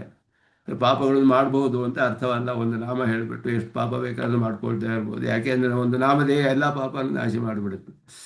ಆದರೆ ಆ ನಾಮದೇವದ ಪ್ರಭಾವವನ್ನು ತಿಳಿಸುತ್ತೆ. ಎಷ್ಟು ಶಕ್ತಿ ಇದೆ ಅಂದರೆ ಒಂದು ನಾಮಕ್ಕೆ, ಪರಮಾತ್ಮನ ನಾಮಧೇಯಕ್ಕೆ ಅದು ಎಷ್ಟು ಪಾಪಗಳನ್ನು ನಾಶ ಮಾಡಬಹುದೋ ಅಷ್ಟು ಪಾಪ ಯಾರೂ ಮಾಡೋಕ್ಕಾಗೋದಿಲ್ವಂತೆ. ತಾವತ್ ಕರ್ತು ನ ಶಕ್ನೋತಿ ಪಾತಕಂ ಪಾತಕೀ ನರಹ ಅಂತ ಅದರ ಪ್ರಭಾವ ಹೇಳಲ್ಪಟ್ಟಿದೆ.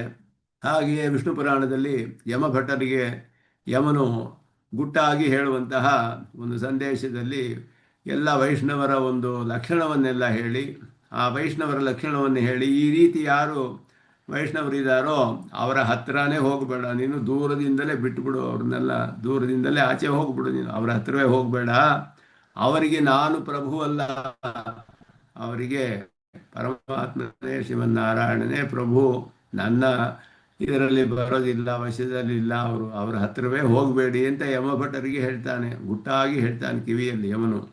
ಆ ಶ್ಲೋಕ ಇಲ್ಲಿ ಹೇಳ್ತಾರೆ. ಕಮಲನಯನ ವಾಸುದೇವ ವಿಷ್ಣು ಧರಣಿಧರ ಅಚ್ಯುತ ಶಂಕೃಪಾಣೆ ಶಂಖಚಕ್ರಪಾಣೆ ಇತೀರೇಂತಿ ಯೇ ಜನ ತ್ಯಜಭಟ ದೂರತರೇಣ ತಾನು ಅಪಾಪಾನ ಅಂತ. ಇತಿ ಯಾರು ಈ ರೀತಿ ಹೇಳ್ತಾರೋ ಈರೇಂತಿ ತ್ಯಜಭಟ ದೂರತರೇಣ ತಾನು ಅಪಾಪಾನ್, ಯಾವ ಪಾಪವೂ ಇಲ್ಲದವರು ದೂರದಿಂದಲೇ ಅವರನ್ನು ಬಿಟ್ಬಿಡು, ಅವರ ಹತ್ತಿರವೇ ಹೋಗಬೇಡ ನೀನು ಅಂತ ಅವನು ಎಚ್ಚರಿಕೆ ಕೊಡ್ತಾನೆ. ಯಮ ಭಟರು ಹೊರಡ್ತಾರೆ ಎಲ್ಲ ಕರ್ಕೊಂಡು ಬರೋದಕ್ಕೆ ಯಮಪಾಶವನ್ನು ಬೀಸಿ. ಆಗ ಅವರಿಗೆ ಗುಟ್ಟಾಗಿ ಹೇಳುವ ಮಾತು, ಪರಮಾತ್ಮನ ನಾಮಧೇಯಗಳನ್ನೇ ಈ ರೀತಿ ಧ್ಯಾನ ಮಾಡಿ ಯಾರು ಅವನ ಭಕ್ತರಾಗಿದ್ದಾರೋ ಅವರ ಹತ್ತಿರವೇ ಹೋಗಬೇಡ. ಯಮವಶ್ಯತೆ ನತಸ್ಯ ಯಮವಶ್ಯತ ನರಕಪಾತ ಭೀತಿ ಕುತಃ ಸ್ವಾಮಿ ದೇಶಿಕನ್ ಹೇಳ್ತಾರೆ ಇದರಲ್ಲಿ ಶ್ಲೋಕದಲ್ಲಿ. ಹಾಗೆ ಏತಾವತಾ ಅಲಂ ಅಘನಿರ್ಹರಣಾಯ ಪುಂಸಾಂ ಸಂಕೀರ್ತನಂ ಭಗವತೋ ಗುಣಕರ್ಣನಾಂನಾಂ. ಏತಾವತಾ ಅಲಂ ಅಘನಿರ್ಹರಣಾಯ ಪುಂಸಾಂ. ಇಷ್ಟು ಸಾಕು ಪರವೆಲ್ಲ ಪುರುಷರ ಅಂದರೆ ಎಲ್ಲ ಜೀವಿಗಳ ಅಂತ ಅರ್ಥ, ಎಲ್ಲ ಮನುಷ್ಯರ ಪಾಪಗಳನ್ನೆಲ್ಲ ನಾಶ ಮಾಡುವುದಕ್ಕೆ ಇಷ್ಟು ಸಾಕು. ಏನು ಅಂದರೆ ಸಂಕೀರ್ತನಂ ಭಗವತಃ ಗುಣಕರ್ಣನಾಂನಾಂ. ಗುಣ ಕರ್ಮಗಳು ನಾಮ ಸಂಕೀರ್ತನೆ ಮಾಡಿದ್ರೆ ಸಾಕು ಅಂತ ಭಾಗವತದಲ್ಲಿ ಹೇಳಿರುವಂತಹದ್ದು. ಸಂಕೀರ್ತ್ಯ ನಾರಾಯಣ ಶಬ್ದ ಮಾತ್ರ ಮುಕ್ತ ದುಃಖ ಸುಖಿನೋ ಭವಂತಿ ಎಂದು ಪ್ರಸಿದ್ಧವಾಗಿದೆ. ಸರ್ವತ್ರ ಸಂಕೀರ್ತನ ಪ್ರಭಾವ ಪ್ರಸಿದ್ಧ. ನಾಮ ಸಂಕೀರ್ತನೆಗೆ ಅತ್ಯಂತ ಒಂದು ಪ್ರಧಾನವಾದ ಸ್ಥಾನವಿದೆ ನಾಮ ಸಂಕೀರ್ತನೆಗೆ ಅನ್ನೋದನ್ನು ತಿಳಿಸ್ತಾರೆ. ಈ ರೀತಿ ಭಕ್ತರುಗಳು ಪರಮಾತ್ಮನ ನಾಮಗಳನ್ನೇ ಸಂಕೀರ್ತನೆ ಮಾಡ್ತಾ ಇರ್ತಾರೆ. ಕೆಲವರು ನಾಮ ಸಂಕೀರ್ತನೊಡನೆ ಅದರಿಂದ ತಿಳಿದು ಬರುವ ಗುಣಗಳನ್ನು ಅನುಸಂಧಾನ ಮಾಡ್ತಾರೆ. ಕೆಲವರು ಅದರೊಡನೆ ಅವರು ತಿಳಿದು ಬರುವಂತಹ ಆಶ್ಚರ್ಯ ಚೇಷ್ಟಿತಗಳನ್ನು ಅನುಸಂಧಾನ ಮಾಡ್ತಾರೆ. ಎಲ್ಲಕ್ಕೂ ಫಲವಿದೆ. ಏನು ತಿಳಿದೇ ನಾಮ ಸಂಕೀರ್ತನೆ ಮಾಡಿದ್ರೂ ಅದಕ್ಕೂ ಫಲವಿದೆ. ಆ ನಾಮಕ್ಕೆ ಅಷ್ಟು ಪರಮಾತ್ಮನ ನಾಮಧೇಯಕ್ಕೆ ಅಂತಹ ಪ್ರಭಾವವಿದೆ ಅನ್ನೋದನ್ನು ಇಲ್ಲಿ ತಿಳಿಸ್ತಾರೆ. ಮತ್ತೆ ಅವರು ಹೇಗಿರ್ತಾರೆ ಅಂತ ಹೇಳಿದ್ರೆ, ರಹಸಿ ಜನಸನ್ನಿಧೌಚ ವ್ರೀಡಾಧಿರಾಹಿತ್ಯಮಪಿ ಸತತ ಶಬ್ದೇನ ವ್ಯಂಜಿತಂ. ಸತತಯುಕ್ತ ಸತತಂ ಕೀರ್ತಯಂತಹ ಅಂತ ಹೇಳಿದ್ರೆ ನಿರಂತರವಾಗಿ ಕೀರ್ತನೆ ಮಾಡ್ತಾ ಇರ್ತಾರೆ ಅಂತ ಅರ್ಥ. ಸತತಂ ಅದಕ್ಕೆ ಏನು ಅರ್ಥ ಅಂದರೆ ಸ್ವಾಮಿ ದೇಶಿಕನ್ ತಿಳಿಸ್ತಾರೆ, ರಹಸ್ಯವಾಗಿ ಅವ್ರ ಮನೆಯಲ್ಲಿ ಕೂತ್ಕೊಂಡು ಯಾರು ಇಲ್ಲದೆ ಇರುವಾಗ ಒಂದು ಜಾಗದಲ್ಲಿ ಹೋಗಿ ಕೂತ್ಕೊಂಡು ಆ ರೀತಿ ಕೂತ್ಕೊಂಡು ಅವರು ನಾಮಧೇಯ ಮಾಡ್ತಾ ಇರ್ಬೋದು. ಅಥವಾ ಎಲ್ಲ ಜನಗಳು ಇರುವ ಕಡೆ ಅಲ್ಲಿಯೂ ಮಾಡ್ತಾ ಇರಬಹುದು, ಅಲ್ಲಿಯೂ ಅಂತಹ ಕಡೆಯೂ ಹೇಳ್ಬೋದು. ಎಲ್ಲಿಯೂ ಅವರಿಗೆ ಒಂದು ವ್ರೀಡೆ ನಾಚಿಕೆಯೋ ಇದು ಏನೂ ಇಲ್ಲ. ಭಗವನ್ ನಾಮನ ಸಂಕೀರ್ತನೆಯನ್ನು ಹೇಳಿಕೊಂಡು ಉಚ್ಚಾರಣೆ ಮಾಡಿಕೊಂಡು ಆನಂದದಿಂದ ಅವರು ನೃತ್ಯ ಮಾಡ್ತಾ ಇರ್ತಾರೆ. ಅವರ ಕಂಠ ಗದ್ಗದವಾಗುತ್ತೆ. ಅವರು ಇದರಲ್ಲಿ ಪುಲಕಾಂಚಿತರಾಗ್ತಾರೆ. ಎಲ್ಲ ವಿಧವಾದ ವಿಕಾರಗಳು ಹೊಂದುತ್ತೆ. ಎಲ್ಲಿಯೂ ಕೂಡ ರಹಸ್ಯದಲ್ಲಿಯೋ ಸದಸ್ಯದಲ್ಲಿಯೋ ಯಾವ ಇದರಲ್ಲಿಯೂ ಕೂಡ ಅವರು ಯಾವ ಒಂದು ಕ್ರೀಡೆ ಮೊದಲಾದ ಯಾವುದೂ ಇಲ್ಲ. ಅವರಿಗೆ ನಾಚಿಕೆ ಇಲ್ಲ ಹೇಳೋದಕ್ಕೆ. ಯಾಕೆ ಅಂದರೆ ಆನಂದದಲ್ಲಿ ಮುಳುಗಿಬಿಟ್ಟಿರ್ತಾರವರು. ಅಂತಹ ಆನಂದದಲ್ಲಿ ಮುಳುಗಿರ್ತಾರವರು. ಅದೆಲ್ಲವೂ ಕೂಡ ಸತತಂ ಅಂದರೆ ನಿರಂತರವಾಗಿ ಎಲ್ಲ ಅವಸ್ಥೆಗಳಲ್ಲಿಯೂ ಎಲ್ಲ ಪ್ರದೇಶಗಳಲ್ಲಿಯೂ ಎಲ್ಲಿ ಇದ್ದರೂ ಯಾವ ಅವಸ್ಥೆಯಲ್ಲಿ ಇದ್ದರೂ ಅಂತ ಅರ್ಥ. ತಥೈವ ಸತತಂ ಭಕ್ತಿಯ ಇತ್ಯರ್ಥ. ಅದೇ ರೀತಿಯಲ್ಲಿ ಸತತಂ ಕೀರ್ತಿಯಂತಹ ಸತತಂ ಭಕ್ತಿಯ ಎಲ್ಲವೂ ಕೂಡ ಸತತಂ ಅನ್ನೋದು ಎಲ್ಲಕ್ಕೂ ಕೂಡ ಭಕ್ತಿಯ ಪ್ರೀತಿಯಿಂದಲೇ ಎಲ್ಲ ಮಾಡ್ತಾರೆ. ಮತ್ಕರ್ಮಸು ಇತ್ಯಾದಿಕಂ ಭಕ್ತಿಯೋಗ ಅಸಾಧಾರಣ ಯತನ ವಿಷಯ ಪ್ರದರ್ಶನಂ ಅಂತ ಹೇಳುವಾಗ ಇಲ್ಲಿ ಮತ್ಕರ್ಮಸು ಇಲ್ಲಿ ಭಾಷಿಕಾರರು ಒಂದು ಶಬ್ದವನ್ನು ಹೇಳಿದ್ರು. ಮತ್ಕರ್ಮಸು ಅಂತ ಹೇಳಿಬಿಟ್ಟು ಅಲ್ಲಿ ಹೇಳುವಾಗ ಮತ್ಕರ್ಮಸು ಅರ್ಚನಾದಿಕೇಶು ಅಂತ ಹೇಳಿ ಮತ್ಕರ್ಮಸು ಅಂತ ಹೇಳುವಾಗ ಇಲ್ಲಿ ಅವರು ಯತಂತಹ ದೃಢವ್ರತಾಹ ಯತಂತಹ ದೃಢ ನಿಶ್ಚಯವನ್ನು ಹೊಂದಿ ದೃಢವಾದ ಸಂಕಲ್ಪ. ಆದರೆ ಮಾಡ್ತೀನಿ, ಇಲ್ಲದೆ ಹೋದರೆ ಇಲ್ಲ, ಕೈಲಾಗಿಲ್ಲ, ಇಲ್ಲದೆ ಹೋದರೆ ಪರವಾಗಿಲ್ಲ, ನಡೆದ್ರೆ ನಡೀಲಿ, ಇಲ್ಲದೆ ಹೋದರೆ ಇಲ್ಲ, ಆ ರೀತಿ ಅಲ್ಲ. ಮಾಡಲೇಬೇಕು, ಅದನ್ನು ಮುಗಿಸಲೇಬೇಕು. ಅದನ್ನು ನಿರಂತರವಾಗಿ ಧ್ಯಾನ ಮಾಡಬೇಕು. ನಿರಂತರವಾಗಿ ಪರಮಾತ್ಮನ ವಿಷಯದಲ್ಲಿಯೇ ಚಿಂತನೆ, ಅವನಿಗೆ ಅರ್ಚನೆ ಮೊದಲಾದದ್ದು. ಆ ಕರ್ಮಗಳು ಅಂತ ಹೇಳಿದಾಗ ಪರಮಾತ್ಮನ ಕರ್ಮಗಳು ಅಂತ ಹೇಳಿದ್ರೆ ಅವನಿಗೋಸ್ಕರವೇ ಮಾಡುವಂತಹ ಕರ್ಮಗಳು. ಇಲ್ಲಿ ವಿಶೇಷವಾಗಿ ಭಕ್ತಿಯೋಗಕ್ಕೆ ಹೇಳಿರೋದ್ರಿಂದ ಭಕ್ತಿಯೋಗಕ್ಕೆ ಅಸಾಧಾರಣವಾದ ಪ್ರಯತ್ನಗಳು ಅನ್ನೋ ಅರ್ಥ. ಇಲ್ಲಿ ಭಕ್ತಿಯೋಗ ಅಸಾಧಾರಣ ಯತನ ವಿಷಯ ಪ್ರದರ್ಶನಂ, ಅದಕ್ಕೆ ಅಸಾಧಾರಣವಾದದ್ದು. ಆ ಭಕ್ತಿಯೋಗ ಅನ್ನೋದು ಅಷ್ಟು ಅದ್ಭುತವಾದ ವಿಷಯ. ಅದು ಪರಮ ಪ್ರೀತಿಯಿಂದ ಮಾಡಬೇಕು ಅಂತ ಹೇಳಲ್ಪಟ್ಟಿದೆ. ತತ್ಕರ್ಮಯತನೆ ದೃಢ ಸಂಕಲ್ಪತ್ವಂ ಅಲ್ಲಿ ಹೇಳುವಾಗ ಮಹತ್ಯಾಂ ಆಪದಿ ಸಂಪದಿ ಚ ಅನ್ಯ ಆಶ್ರಯಣ ಪರಿಹಾರಾರ್ಥಂ ಬಹಳ ಅದ್ಭುತವಾಗಿ ವಿವರಿಸ್ತಾರೆ ಸ್ವಾಮಿ ದೇಶಿಕನ್ ಇಲ್ಲಿ. ಅದರಲ್ಲಿ ಹೇಳುವಾಗ ದೃಢ ಸಂಕಲ್ಪ ಅಂತ ಹೇಳಿದ್ರು. ಶ್ಲೋಕದಲ್ಲಿ ಹೇಳುವಾಗ ಕೃಷ್ಣನು ಅವರು ಹೇಗೆ ಮಾಡ್ತಾರೆ ಅಂದರೆ ಯತಂತಶ್ಚ ದೃಢವ್ರತಾಹ. ವ್ರತ ಅಂದರೆ ಸಂಕಲ್ಪ, ಇಲ್ಲಿ ನಿಶ್ಚಯ ಅಂತ ಅರ್ಥ. ಯತಂತಶ್ಚ ದೃಢವ್ರತಾಹ. ದೃಢವ್ರತಾಹ ಅಂದರೆ ದೃಢವಾದ ನಿಶ್ಚಯವನ್ನು ಹೊಂದಿ ಅವರು ಪರಮಾತ್ಮನ ಕರ್ಮಗಳಲ್ಲಿ ತೊಡಗುತ್ತಾರೆ. ಅರ್ಚನೆಯ ಮೊದಲಾದವುಗಳಲ್ಲಿ, ಅದಕ್ಕೆ ಬೇಕಾದ ಮಿಕ್ಕ ಕರ್ಮಗಳಲ್ಲಿ ಎಲ್ಲ.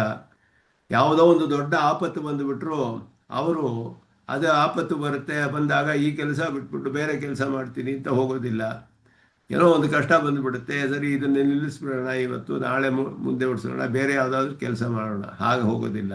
ಅಥವಾ ಯಾವುದೋ ಒಂದು ದೊಡ್ಡ ಒಳ್ಳೆಯ ಒಳ್ಳೆಯ ವಿಷಯ ಉಂಟಾಗುತ್ತೆ, ಐಶ್ವರ್ಯ ಉಂಟಾಗುತ್ತೆ, ಯಾರೋ ಧನ ಕೊಟ್ಬಿಡ್ತಾರೆ, ಇನ್ನೇನೋ ಮಾಡಿಬಿಡ್ತಾರೆ, ಆಗಲೂ ಕೂಡ ಈ ಕೆಲಸವನ್ನು ಬಿಟ್ಟು ಬೇರೆ ಕೆಲಸ ಮಾಡೋಕ್ಕೆ ಹೋಗೋದಿಲ್ಲ ಅವರು. ದೃಢ ನಿಶ್ಚಯ ಅಂತ ಹೇಳಿದ್ರೆ ಪರಮಾತ್ಮನ ವಿಷಯದಲ್ಲಿ ಮಾಡ್ತಿರುವ ಅವನಿಗೋಸ್ಕರವೇ ಪ್ರೀತಿಯಿಂದಲೇ ಮಾಡುವ ಕರ್ಮವನ್ನು ಯಾವ ಒಂದು ನಿಶ್ಚಯದಿಂದ ಮಾಡ್ತಾರೆ ಅಂತೆ. ಅದರ ಮಧ್ಯದಲ್ಲಿ ಒಂದು ಆಪತ್ತೋ ಸಂಪತ್ತೋ ಏನು ಬಂದರೂ ಕೂಡ ಬೇರೆ ಯಾವ ಈ ಕರ್ಮವನ್ನು ಬಿಟ್ಟು ಬೇರೆ ಕರ್ಮಗಳನ್ನ ಆಶ್ರಯಿಸಕ್ಕೆ ಹೋಗೋದಿಲ್ಲ. ಹಾಗೆ ಆಪದಿ ಮಹತ್ಯಾಮಾಪದಿ, ಮಹತ್ತಾದ ಆಪತ್ತು ಬರಬಹುದು, ಸಂಪದಿ ಚ ಅನ್ಯಾಶ್ರಯಣ ಪರಿಹಾರಾರ್ಥ, ಬೇರೆ ಯಾವುದನ್ನು ಆಶ್ರಯಿಸುವುದಿಲ್ಲ ಅವರು. ಪರಮಾತ್ಮನ ಕರ್ಮಗಳಲ್ಲಿಯೇ ದೃಢವಾಗಿ ತೊಡಗಿರ್ತಾರೆ. ಭಕ್ತಿಭಾರ ಇತ್ಯಾದಿಕಂ ಪ್ರಣಾಮಸ್ಯ ರಾಗಪ್ರಾಪ್ತತ್ವ ಕಥನಂ.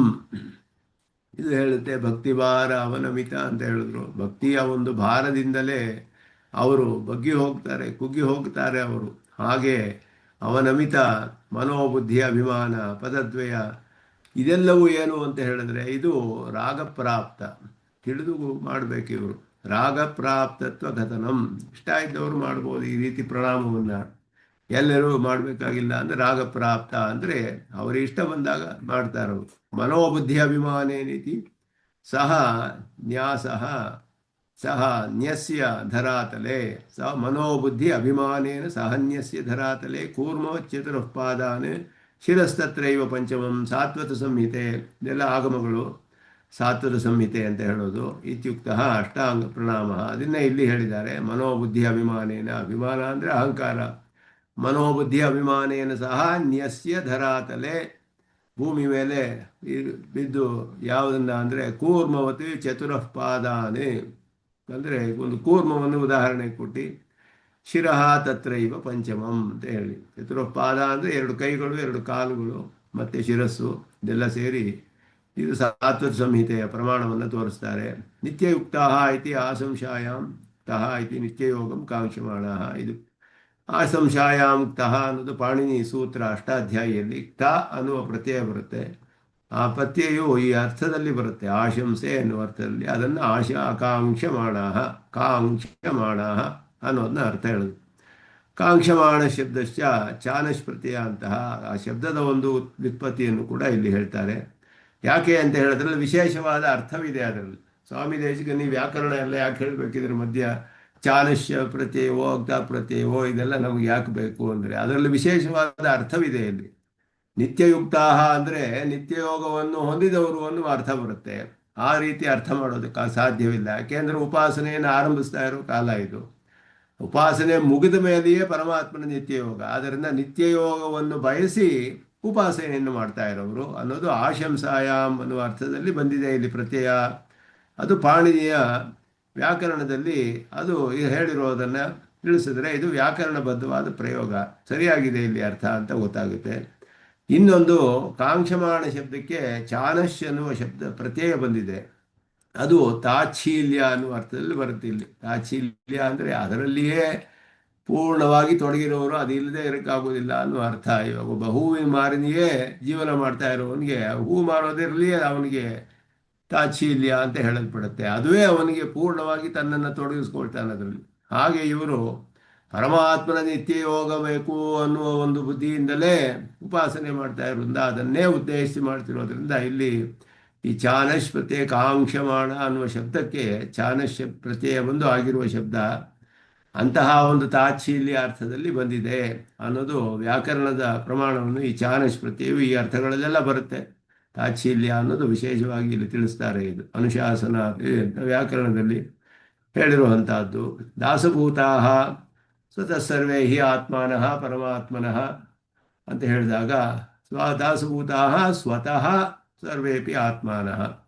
ಸ್ವತಃ ಅಂದರೆ ಸ್ವಾಭಾವಿಕವಾಗಿಯೇ ಅವರು ಎಲ್ಲರೂ ದಾಸಭೂತರು. ಎಲ್ಲ ಆತ್ಮರುಗಳು ಪರಮಾತ್ಮನಿಗೆ ದಾಸಭೂತರು ಅನ್ನೋದು ರುದ್ರನು ಹೇಳುವ ಮಾತು. ಮಂತ್ರರಾಜಪದ ಸ್ತೋತ್ರ ಅಂತ ಹೇಳುವುದು ಇದು ಇದರಲ್ಲಿ ಬರುತ್ತೆ. ಸಾತ್ವತ ಸಂಹಿತೆ ಪಂಚರಾತ್ರ ಅಂತ ಹೇಳಲ್ಪಟ್ಟಿದೆ. ಅಹಿರ್ಬುಜ್ಞ ಸಂಹಿತೆ ಅಂತ ಅದರಲ್ಲಿ ಬರುವಂತಹ ಸಂಹಿತೆಯಲ್ಲಿ ಬರೋದು ಇದು. ದಾಸಭೂತಾ ಸುತ ಸರ್ವೇ ಹಿ ಆತ್ಮಾನಃ ಪರಮಾತ್ಮನಃ ಅತೋಹಮಪಿ ತೇ ದಾಸಃ ಇತಿ ಮತ್ವಾ ನಮಾಮ್ಯಹಂ ಅಂತ ಹೇಳಿ ಅಲ್ಲಿ ಹೇಳುವಂತಹದ್ದು. ಇದು ಇತ್ಯಾದಿ ಯುಕ್ತ ಸ್ವರೂಪಾನುರೂಪೇಣ ನಿತ್ಯಯೋಗಂ ವಿಷನಷ್ಟಿ ಆತ್ಮಾನಂ ಮದ್ದಾಸ್ಯ ವ್ಯವಸಾಯಿನಃ. ಆತ್ಮ ಅಂತಂ ಅಂದರೆ ಆತ್ಮರುಗಳೆಲ್ಲ ಸ್ವರೂಪದಲ್ಲಿಯೇ ದಾಸಭೂತರು. ಆದ್ದರಿಂದ ಇರುವವರೆಗೂ ಆತ್ಮ ಅಂತಂ ಎಲ್ಲಿಯವರೆಗೂ ಇದೀನೋ ಅಲ್ಲಿಯವರೆಗೂ ನಾನು ನಿನಗೆ ದಾಸಭೂತನೇ. ಯಾಕೆ ಅಂದರೆ ಅದುವೇ ನನ್ನ ಸ್ವಾಭಾವಿಕವಾದ ಸ್ವರೂಪ. ಆತ್ಮರುಗಳ ಸ್ವಾಭಾವಿಕವಾದ ರೂಪವೇ ಪರಮಾತ್ಮನಿಗೆ ದಾಸಭೂತರಾಗಿರೋದು ಅನ್ನೋದು ಆತ್ಮಾಂತಂ ಅಂತ ಹೇಳಿ ಇಲ್ಲಿ ಹೇಳಿದಾಗ ಭಾಷ್ಯಕಾರರು ಆತ್ಮಾಂತಂ ಮದ್ದಾಸ್ಯ ವ್ಯವಸಾಯಿನಃ. ಪರಮಾತ್ಮನಿಗೆ ಆತ್ಮ ಅಂದರೆ ಯಾವದಾತ್ಮ ಭಾವಿ, ಆತ್ಮ ಇರುವವರೆಗೂ ಎಲ್ಲಿಯವರೆಗೂ ಇದೆಯೋ ಅಲ್ಲಿಯವರೆಗೂ ಎಲ್ಲವೂ ಎಂದೆಂದೂ ಪರಮಾತ್ಮನಿಗೇ ದಾಸಭೂತರು ಅನ್ನುವುದು ದೃಢ ನಿಶ್ಚಯವನ್ನು ಉಳ್ಳುವಂತಹವರು ಅಂತ.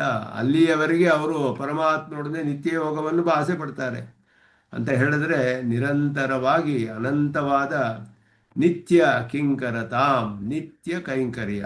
ನಿತ್ಯ ಅಂದರೆ ಅದಕ್ಕೆ ಅಂತವೇ ಇಲ್ಲ, ಆದಿ ಅಂತರಹಿತವಾದದ್ದು. ಅಂತಹ ಪರಮಾತ್ಮನೊಡನೆ ಅವರು ಯೋಗವನ್ನು, ದಾಸ್ಯ ಯೋಗ ಅಂದರೆ ಸಂಬಂಧ, ಸಂಬಂಧ ಅಂದರೆ ಯಾವ ರೀತಿ ಸಂಬಂಧ? ಮದ್ದಾಸ್ಯತ್ವ ವ್ಯವಸಾಯಿನಃ, ದಾಸಭೂತ ಸ್ವತಃ ದಾಸಭೂತ, ಸ್ವಾಭಾವಿಕವಾಗಿಯೇ ದಾಸಭೂತರು. ಆ ಒಂದು ದೃಷ್ಟಿಯಿಂದ ಶೇಷತ್ವವನ್ನು ಪರಿಪೂರ್ಣವಾಗಿ ಅನುಸಂಧಾನ ಮಾಡುವಂತಹವರು. ಜ್ಞಾನ ಯಜ್ಞೇನ ಚಾಪ್ಯನ್ಯೇ ಜಂತೋ ಮಾಮುಪಾಸತೆ ಏಕತ್ವೇನ ಪೃಥಕ್ತ್ವೇನ ಬಹುಧಾ ವಿಶ್ವತೋ ಮುಖಂ. ಅದ್ಭುತವಾದ ಶ್ಲೋಕ ಇದು. ಕೆಲವರು ಇನ್ನೂ ಇದರ ಜೊತೆ ಇನ್ನೂ ಅಧಿಕವಾದ ಆಕಾರಗಳನ್ನೆಲ್ಲ ಅನುಸಂಧಾನ ಮಾಡಿ ಉಪಾಸನೆ ಮಾಡ್ತಾರೆ. ಜ್ಞಾನ ಯಜ್ಞೇನ ಚ ಅಪಿ ಅನ್ಯೇ ಅಂತ ಹೇಳಿದ್ರು. ಇನ್ನು ಕೆಲವರು ಮಹಾತ್ಮರುಗಳು ಆ ಭಕ್ತಿಯೋಗಗಳಲ್ಲಿ ಇನ್ನೂ ವಿಶೇಷವಾದ ಪರಮಾತ್ಮನ ಆಕಾರಗಳನ್ನು ಸೇರಿಸ್ಕೊಳ್ತಾರೆ ಇದರೊಡನೆ. ಅದನ್ನೇ ಹೇಳ್ತಾ ಇರಲಿ, ಯಜಂತಹ ಮಾಂ ಉಪಾಸತೆ. ಅವರು ಹಿಂದೆ ಹೇಳಿದ ಎಲ್ಲ ಇದರೊಡನೆ ಜ್ಞಾನ ಯಜ್ಞೇನ ಚ, ಜ್ಞಾನಾಖ್ಯೇನ ಯಜ್ಞೇನ ಅಂದರು. ಜ್ಞಾನ ಅನ್ನುವ ಯಜ್ಞದಿಂದಲೂ ಅಂದರೆ ಪರಮಾತ್ಮನ ಒಂದು ಆಕಾರಗಳು, ಬೇರೆ ವಿಧವಾದ ಅವನ ಸ್ವರೂಪ ಸ್ವಭಾವಗಳನ್ನೆಲ್ಲ ಅನುಸಂಧಾನ ಮಾಡ್ತಾರೆ. ವಿಶೇಷವಾಗಿ ಹೇಗೆ ಅಂದರೆ ಏಕತ್ವೇನ ಪೃಥಕ್ತ್ವೇನ ಬಹುಧಾ ವಿಶ್ವತೋಮುಖಂ. ಪೃಥಕ್ತ್ವೇನ ಬಹುಧಾ ವಿಶ್ವತೋಮುಖಂ ಏಕತ್ವೇನ ಉಪಾಸತೆ. ಬೇರೆ ಬೇರೆಯಾಗಿ ಅನೇಕವಾಗಿ ವಿಶ್ವರೂಪದಲ್ಲಿ ಆಗಿರುವಂತಹವನು ರೂಪಮನ್ಯಧರೇಹೇ ವಪುಹು ಅಂತ ಹೇಳಲ್ಪಟ್ಟಿತು. ವಿಶ್ವರೂಪ ವೈರೂಪ್ಯಂ ರೂಪಂ ಅನ್ಯತ್ ಹರೇಹೇ ಅಂತ ಹೇಳಿದಾಗ ವಿಶ್ವರೂಪ ವೈರೂಪ್ಯಂ, ಪರಮಾತ್ಮನಿ ಪ್ರಪಂಚದಲ್ಲಿರುವ ಎಲ್ಲ ಪದಾರ್ಥಗಳು ಪರಮಾತ್ಮನ ರೂಪವೇ, ಎಲ್ಲ ನಾಮಗಳು ಪರಮಾತ್ಮನ ನಾಮಗಳೇ. ಯಾಕೆ ಅಂದರೆ ಎಲ್ಲಕ್ಕೂ ಕೂಡ ಅಪರ್ಯವಸಾನ ವೃತ್ತಿಯಿಂದ ಪರಮಾತ್ಮನೇ ಅಂತರ್ಯಾಮಿಯಾಗಿರೋದ್ರಿಂದ ಶರೀರವಾಚಕ ಶಬ್ದಗಳೆಲ್ಲ ಶರೀರಿ ಪರ್ಯಂತವಾಗಿ ಅರ್ಥವನ್ನು ಹೊಂದಿದೆ, ಆತ್ಮನವರೆಗೂ ಹೋಗುತ್ತೆ. ಶರೀರವನ್ನು ಹೇಳುವ ಎಲ್ಲ ಶಬ್ದಗಳು ಆತ್ಮನವರೆಗೂ ಹೋಗುತ್ತೆ. ರೂಪವೂ ಕೂಡ ಆತ್ಮನನ್ನು ಸೇರಿಸಿಯೇ ರೂಪವನ್ನು ಹೇಳುತ್ತೆ. ದೇವದತ್ತ ಅಂದರೆ ದೇವದತ್ವ ಮನುಷ್ಯತ್ವ ಅನ್ನುವ ಒಂದು ರೂಪವನ್ನು ಹೊಂದಿರುವವನು ಆತ್ಮನಿಗೂ ಸೇರಿ ಅದು ಸಂಬಂಧಿಸುತ್ತೆ. ಹಾಗೆಯೇ ಪ್ರಪಂಚದಲ್ಲಿರುವ ಸಕಲ ಪದಾರ್ಥಗಳಿಗೂ ಪರಮಾತ್ಮನ ಅಂತರ್ಯಾಮಿಯಾಗಿದ್ದರಿಂದ ಅಂತರ್ಯಾಮಿ ಐಕ್ಯ ಅನ್ನೋದು ಹೇಳೋದು. ಒಬ್ಬನೇ ಅಂತರ್ಯಾಮಿ, ಒಬ್ಬೊಬ್ಬರಲ್ಲೂ ಒಬ್ಬೊಬ್ಬ ಬೇರೆ ಬೇರೆ ಅಂತರ್ಯಾಮಿ ಇಲ್ಲ. ಅಂತರ್ಯಾಮಿಯಾದವನು ಒಬ್ಬನೇ ಪರಮಾತ್ಮ. ಆ ಒಬ್ಬನೇ ಆದ ಪರಮಾತ್ಮ ಅನೇಕ ರೂಪಗಳಲ್ಲಿ ಇದ್ದಾನೆ, ಬೇರೆ ಬೇರೆ ಬೇರೆಯಾಗಿ ಇದ್ದಾನೆ, ವಿಶ್ವರೂಪದಲ್ಲಿ ಇದ್ದಾನೆ. ವಿಶ್ವತೋಮುಖಂ, ಎಲ್ಲ ಕಡೆಯೂ ಒಂದೊಂದು ಪ್ರಾಣಿಯಲ್ಲಿಯೂ ಒಂದೊಂದು ಪದಾರ್ಥದಲ್ಲಿಯೂ ಎಲ್ಲೆಲ್ಲಿ ನಾಮರೂಪಗಳಿದೆಯೋ ಅಲ್ಲೆಲ್ಲ ಅಂತರ್ಯಾಮಿಯಾಗಿ ಪರಮಾತ್ಮ ಇದ್ದಾನೆ. ಆದರೆ ಇರುವ ಎಲ್ಲ ಪರಮಾತ್ಮನೂ ಒಬ್ಬನೇ. ಏಕತ್ವೇನ ಪೃಥಕ್ತ್ವೇನ ಬಹುಧಾ ವಿಶ್ವತೋಮುಖಂ. ಆ ರೀತಿ ಅನುಸಂಧಾನ ಮಾಡ್ತಾರೆ. ಅನ್ಯೇಪಿ ಮಹಾತ್ಮಾನಃ, ಇವರು ಕೂಡ ಮಹಾತ್ಮರುಗಳೇ. ಮಹಾತ್ಮಾನಸ್ತು ಮಾಂ ಪಾರ್ಥ ಅಂತ ಹೇಳಿದ ಎಲ್ಲ ಮಹಾತ್ಮರುಗಳೇ ಇವರೆಲ್ಲ.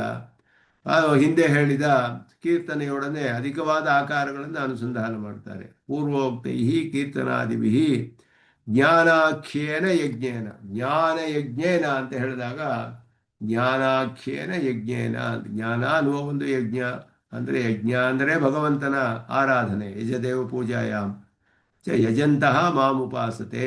ಕಥಂ, ಹೇಗೆ ಮಾಡ್ತಾರೆ ಜ್ಞಾನ ಅನ್ನುವ ಯಜ್ಞದಿಂದ?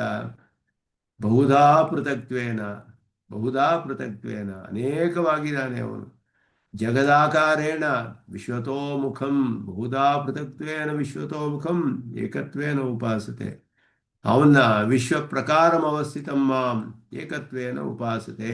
ಎಲ್ಲರಲ್ಲಿಯೂ ಅಂತರ್ಯಾಮಿಯಾದವನು ನಾನು ಒಬ್ಬನೇ ಅನ್ನೋದನ್ನು ತಿಳಿತಾರೆ ಅವರು. ಆದರೆ ನಾನೇ ಅನೇಕ ರೂಪಗಳಲ್ಲಿದ್ದೇನೆ. ಅದು ಎಲ್ಲ ಅನೇನ ಜೀವೇನ ಆತ್ಮನ ಅನುಪ್ರವಿಶ್ಯ ನಾಮರೂಪೇ ವ್ಯಾಕರವಾಣಿ ಬಹುಸ್ಯಾಂ ಪ್ರಜಾಯೇಯ. ಬಹುಸ್ಯಾಂ ಅನೇಕವಾಗ್ತೇನೆ ಅಂತ, ನಾನೇ ಅನೇಕವಾಗ್ತೇನೆ ಅಂತ ಸಂಕಲ್ಪ ಮಾಡಿ. ಅನೇನ ಜೀವೇನ ಆತ್ಮನ ಅನುಪ್ರವಿಶ್ಯ ನಾಮರೂಪೇ ವ್ಯಾಕರವಾಣಿ ಅಂತ ಸಂಕಲ್ಪ ಮಾಡಿ ಆ ಜೀವಾತ್ಮನಿಗೆ ಅಂತರ್ಯಾಮಿಯಾಗಿ ಒಂದೊಂದು ನಾಮರೂಪವನ್ನು ಸೃಷ್ಟಿ ಮಾಡಿದ ಪರಮಾತ್ಮ ಆ ಜೀವಾತ್ಮರುಗಳನ್ನೆಲ್ಲ ಒಂದೊಂದು ದೇಹದೊಡನೆ ಮತ್ತೆ ಸಂಬಂಧಿಸಿ ಅವರಿಗೆ ಪರಮಾತ್ಮನು ಏನ ಉಪಾಸತೆ, ಅವನು ಒಬ್ಬನೇ ಅಂತ ಉಪಾಸನೆ ಮಾಡ್ತಾರೆ. ವಿಶ್ವ ಪ್ರಕಾರದಲ್ಲಿ ಇರುವಂತಹವನು. ಸರ್ವಂ ಕಲ್ವಿದಂ ಬ್ರಹ್ಮ, ಇದೆಲ್ಲ ಇದೇ ಅರ್ಥ ಇದಕ್ಕೆ. ಸರ್ವಂ ಕಲ್ವಿದಂ ಬ್ರಹ್ಮ ಅಂದರೆ ಇದೆಲ್ಲವೂ ಬ್ರಹ್ಮವೇ ಅಂತ ಹೇಳಿದ್ರೆ ಎಲ್ಲವೂ ಬ್ರಹ್ಮಾತ್ಮಕವೇ ಅಂತ ಅರ್ಥ. ಸಕಲವೂ ಬ್ರಹ್ಮಾತ್ಮಕವೇ. ಐತದಾತ್ಮ್ಯಂ ಇದಂ ಸರ್ವಂ, ಇದೆಲ್ಲವೂ ಕೂಡ ಅವನನ್ನು ಆತ್ಮನಾಗಿ ಹೊಂದಿದೆ. ಇದಂ ಸರ್ವಂ ಚೇತನಾತ್ಮಕವಾದ ಜಗತ್ತೆಲ್ಲವೂ ಐತದಾತ್ಮ್ಯಂ ಇವನನ್ನು ಆತ್ಮನಾಗಿ ಹೊಂದಿದೆ. ತತ್ಸತ್ಯಂ ಸ ಆತ್ಮ ತತ್ವಮಸಿ ಶ್ವೇತಕೇತು ಅಂತ ಹೇಳುವಾಗ ಅದಕ್ಕೆಲ್ಲ ಈ ರೀತಿಯ ಅರ್ಥ. ಏಕತ್ವೇನ ಉಪಾಸತೆ ಏತದುಕ್ತಂ ಭವತಿ, ಇದನ್ನು ವಿವರಿಸ್ತಾರೆ. ಇದು ಹೇಗೆ ಸಾಧ್ಯ ಈ ರೀತಿ ಮಾಡೋದಕ್ಕೆ? ಜಗದಾಕಾರೇಣ ವಿಶ್ವತೋಮುಖಂ ಪೃಥಕ್ತ್ವೇನ ಬಹುಧಾ ಪೃಥಕ್ತ್ವೇನ ಜಗದಾಕಾರೇಣ, ಅನೇಕ ವಿಧದಲ್ಲಿ ಅನೇಕವಾಗಿದ್ದಾನೆ, ಬೇರೆ ಬೇರೆಯಾಗಿದ್ದಾನೆ. ಪೃಥಕ್ತ್ವ ಅಂದರೆ ಬೇರೆ ಬೇರೆಯಾಗಿ. ಒಬ್ಬ ಮನುಷ್ಯ ಬೇರೆ, ಇನ್ನೊಬ್ಬ ಮನುಷ್ಯ ಬೇರೆ, ಒಂದು ಪ್ರಾಣಿ ಬೇರೆ, ಒಂದು ವೃಕ್ಷ ಬೇರೆ, ಒಂದು ದೇವ ಬೇರೆ, ಒಬ್ಬೊಬ್ಬರು ಬೇರೆ ಬೇರೆಯಾಗಿ ಅನೇಕ ವೈವಿಧ್ಯ. ಆ ರೀತಿಯಾಗಿ ವಿಶ್ವತೋಮುಖಂ ಎಲ್ಲ ವಿಶ್ವ ಪ್ರಕಾರಂ ಅವಸ್ಥಿತಂ, ಅನೇಕ ಪ್ರಪಂಚದ ಪ್ರಕಾರಗಳಲ್ಲಿ ಅನೇಕ ಪ್ರಕಾರಗಳಲ್ಲಿ ಇರುವಂತಹವನು ಒಬ್ಬನೇ. ಹೇಗಾಗಕ್ಕೆ ಸಾಧ್ಯ ಇದು ಅನ್ನೋದನ್ನು ವಿವರಿಸ್ತಾರೆ ಭಾಷಿಕಾರರು. ಹೇಗೆ ಈ ರೀತಿ ಉಪಾಸನೆ ಮಾಡೋಕ್ಕೆ ಸಾಧ್ಯ?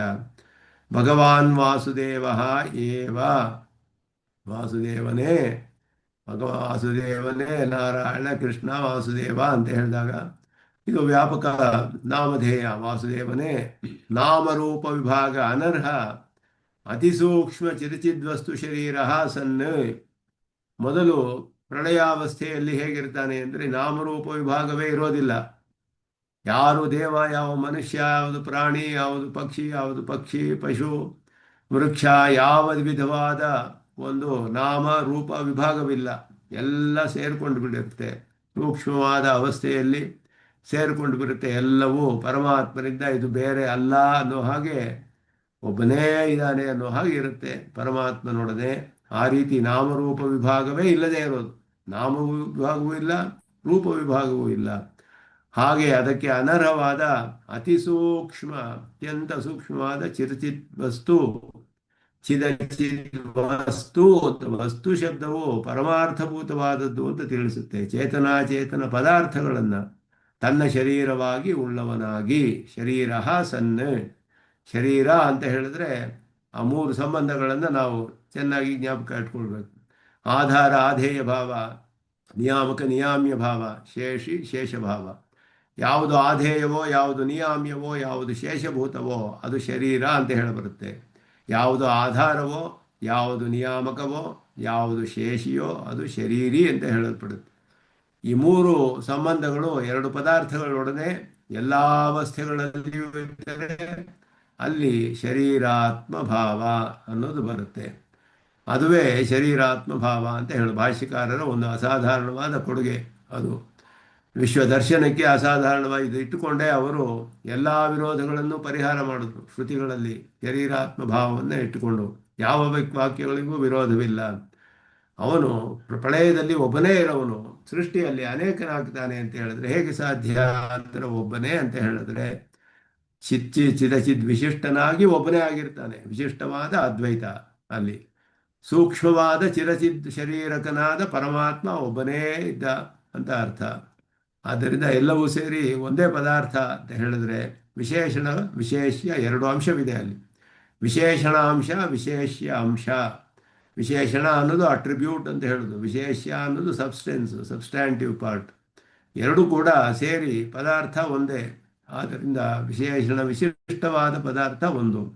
ಆ ವಿಶೇಷಣಗಳಲ್ಲಿ ಚೇತನಾಚೇತನಗಳೆಲ್ಲ ಸೇರಿಬಿಟ್ಟಿರ್ತಾರೆ, ಸೂಕ್ಷ್ಮವಾದ ಅವಸ್ಥೆಯಲ್ಲಿರ್ತಾರೆ. ಅವರನ್ನು ಬೇರೆ ಬೇರೆಯಾಗಿ ತಿಳಿಯಕ್ಕೆ ಸಾಧ್ಯವಾಗುವುದಿಲ್ಲ ನಾಮರೂಪಗಳಿಂದ.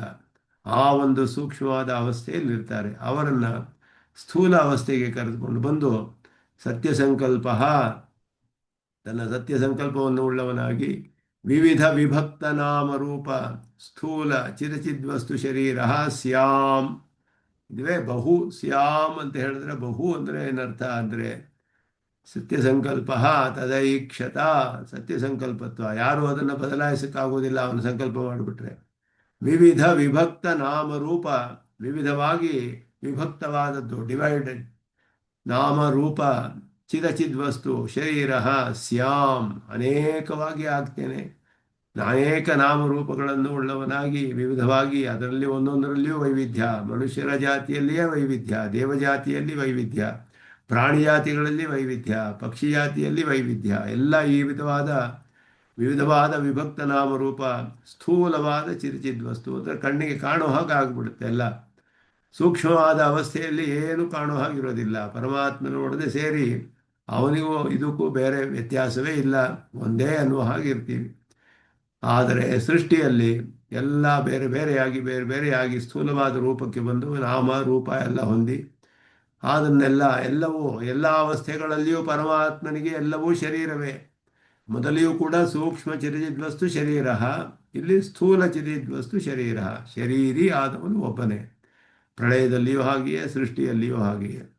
ಈ ರೀತಿ ಅವನು ಸಂಕಲ್ಪ ಮಾಡಿ ಸಹ ಏಕಃ ಏವ, ಒಬ್ಬನೇ ಆದ ಪರಮಾತ್ಮನು ದೇವ ತಿರ್ಯಂಗ್ ಮನುಷ್ಯ ಸ್ಥಾವರಾಖ್ಯ ವಿಚಿತ್ರ ಜಗಚ್ಛರೀರ ಅವತಿಷ್ಠತೆ ಇತಿ ಅನುಸಂಧಾನಾಶ್ಚ ಮಾಂ ಉಪಾಸತೆ.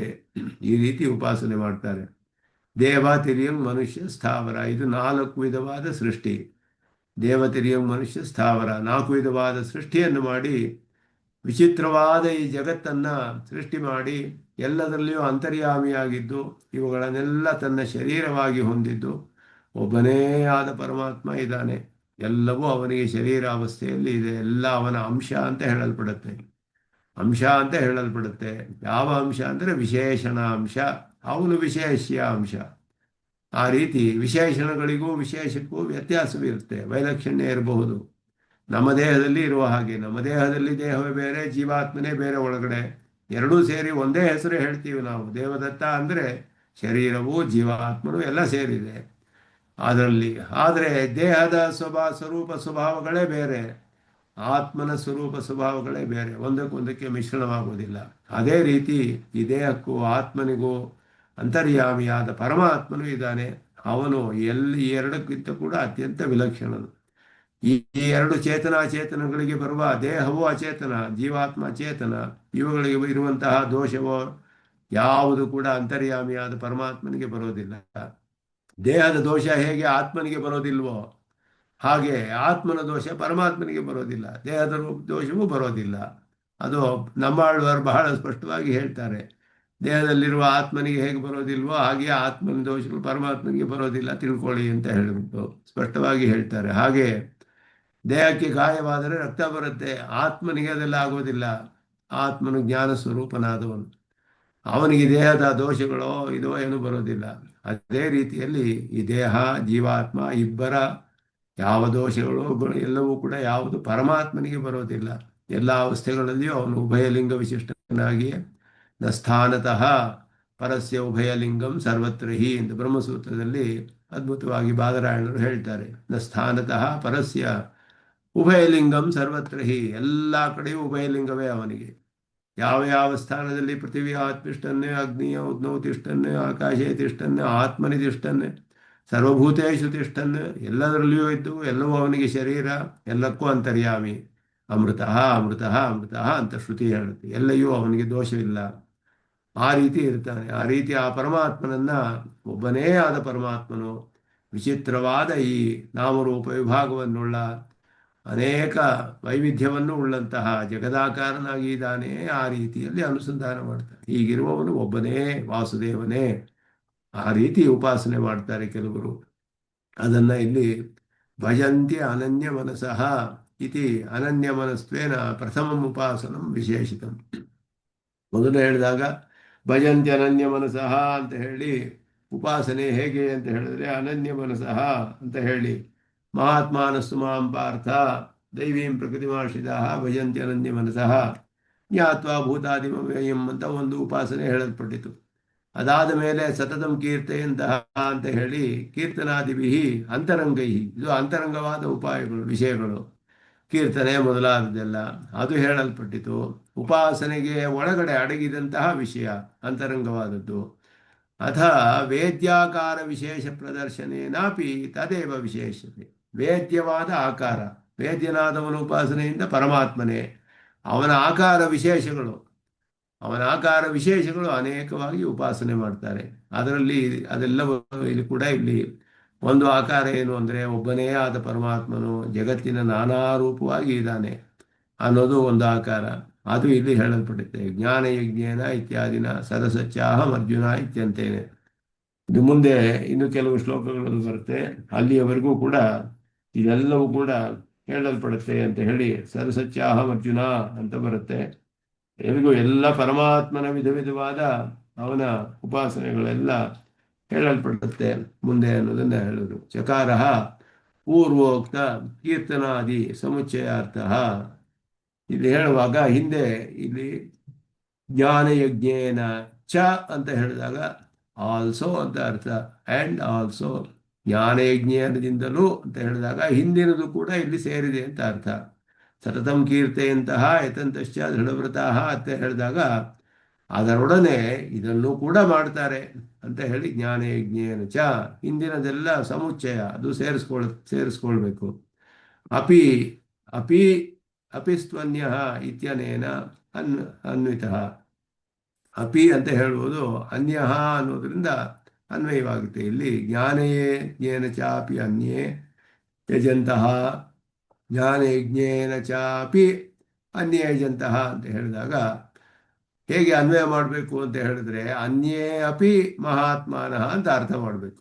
ಅಪಿ ಅನ್ಯೇ ಅಂತ ಹೀಗೆ ಬಂದಿದೆ, ಅದು ಅನ್ಯೇ ಅಪಿ ಅಂತ ವ್ಯಾಖ್ಯಾನ ಮಾಡ್ತಾರೆ.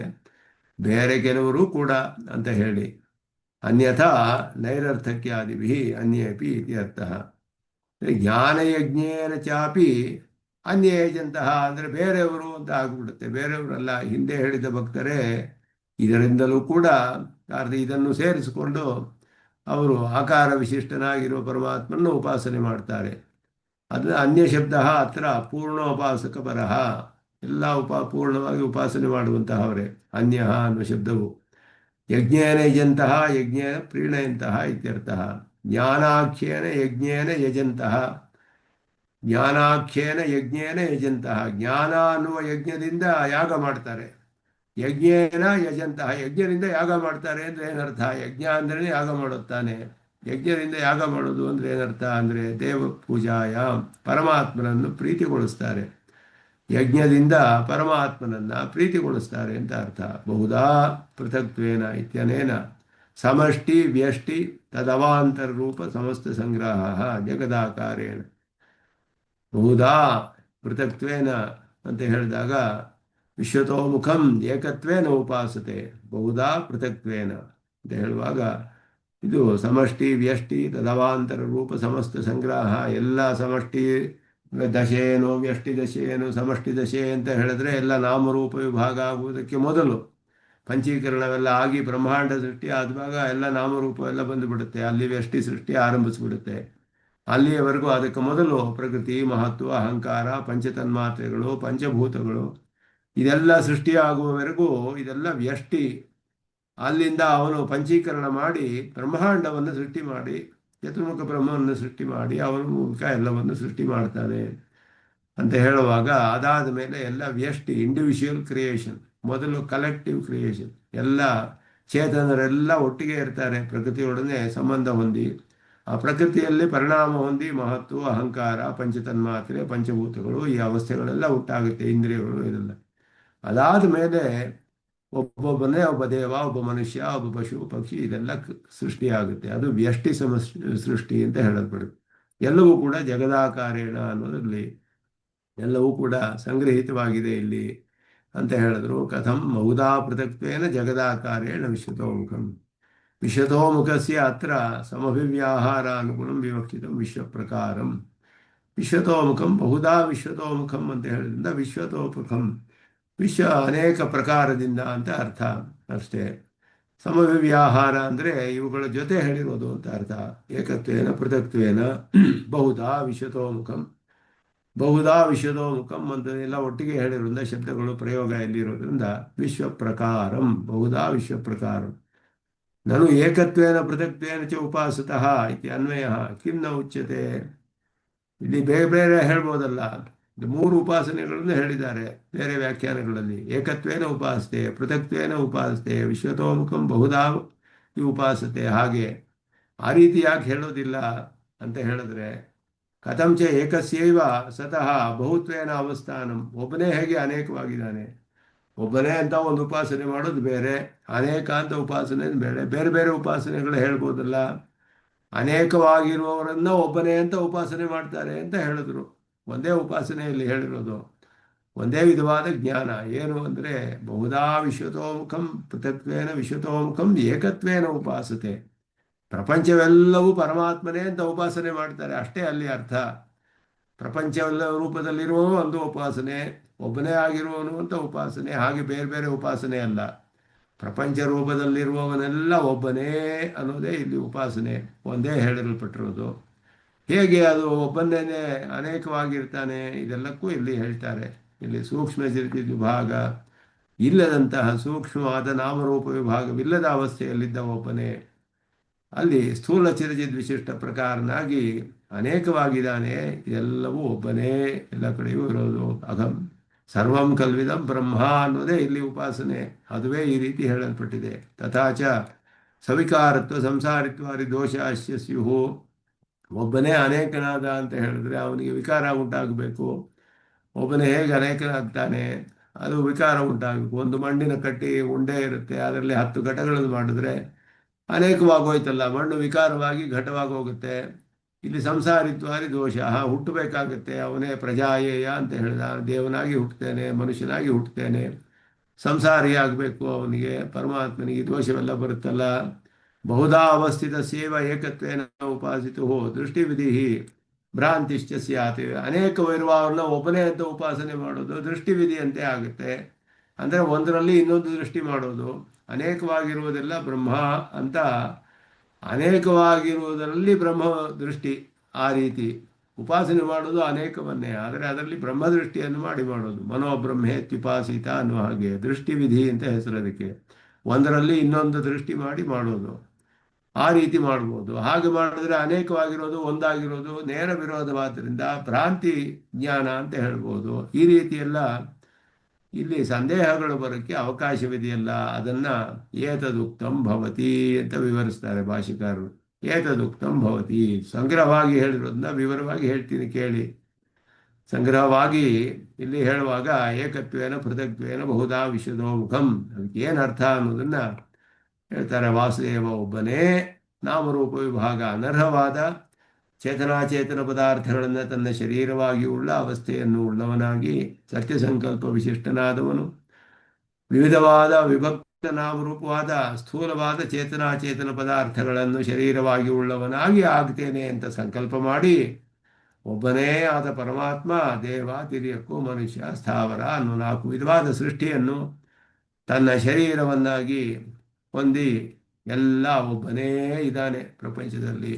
ಈ ರೀತಿ ಅನುಸಂಧಾನ ಮಾಡ್ತಾರೆ ಅಂತ ಇದಕ್ಕೆ ಅರ್ಥ.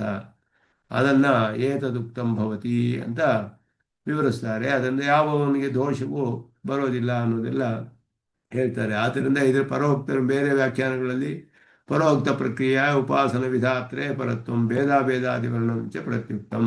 ಭೇದಾಭೇದವಾದ ಅನ್ನೋದೇ, ಭೇದಾಭೇದ ಅನ್ನುವ ಶಬ್ದವೇ ಪಾರಿಭಾಷಿಕ ಶಬ್ದ. ಒಬ್ಬೊಬ್ಬರು ಒಂದೊಂದು ರೀತಿ ಅರ್ಥ ಮಾಡ್ತಾರೆ ಅದಕ್ಕೆ. ಭೇದ ಅಂತ ಹೇಳೋದಕ್ಕೆ ಭೇದ ಅಭೇದ ಎರಡೂ ಇದೆ ಅಂತ ಹೇಳಿ. ನಾವು ಹೇಳುವ ಭೇದ ಹೇಗೆ ಹೇಳಿದ್ರೆ ವಿಶಿಷ್ಟವಾದ ರೂಪದಲ್ಲಿಯೇ, ಭೇದವೂ ಅಭೇದವೂ ವಿಶಿಷ್ಟವಾದ ರೂಪದಲ್ಲಿಯೇ.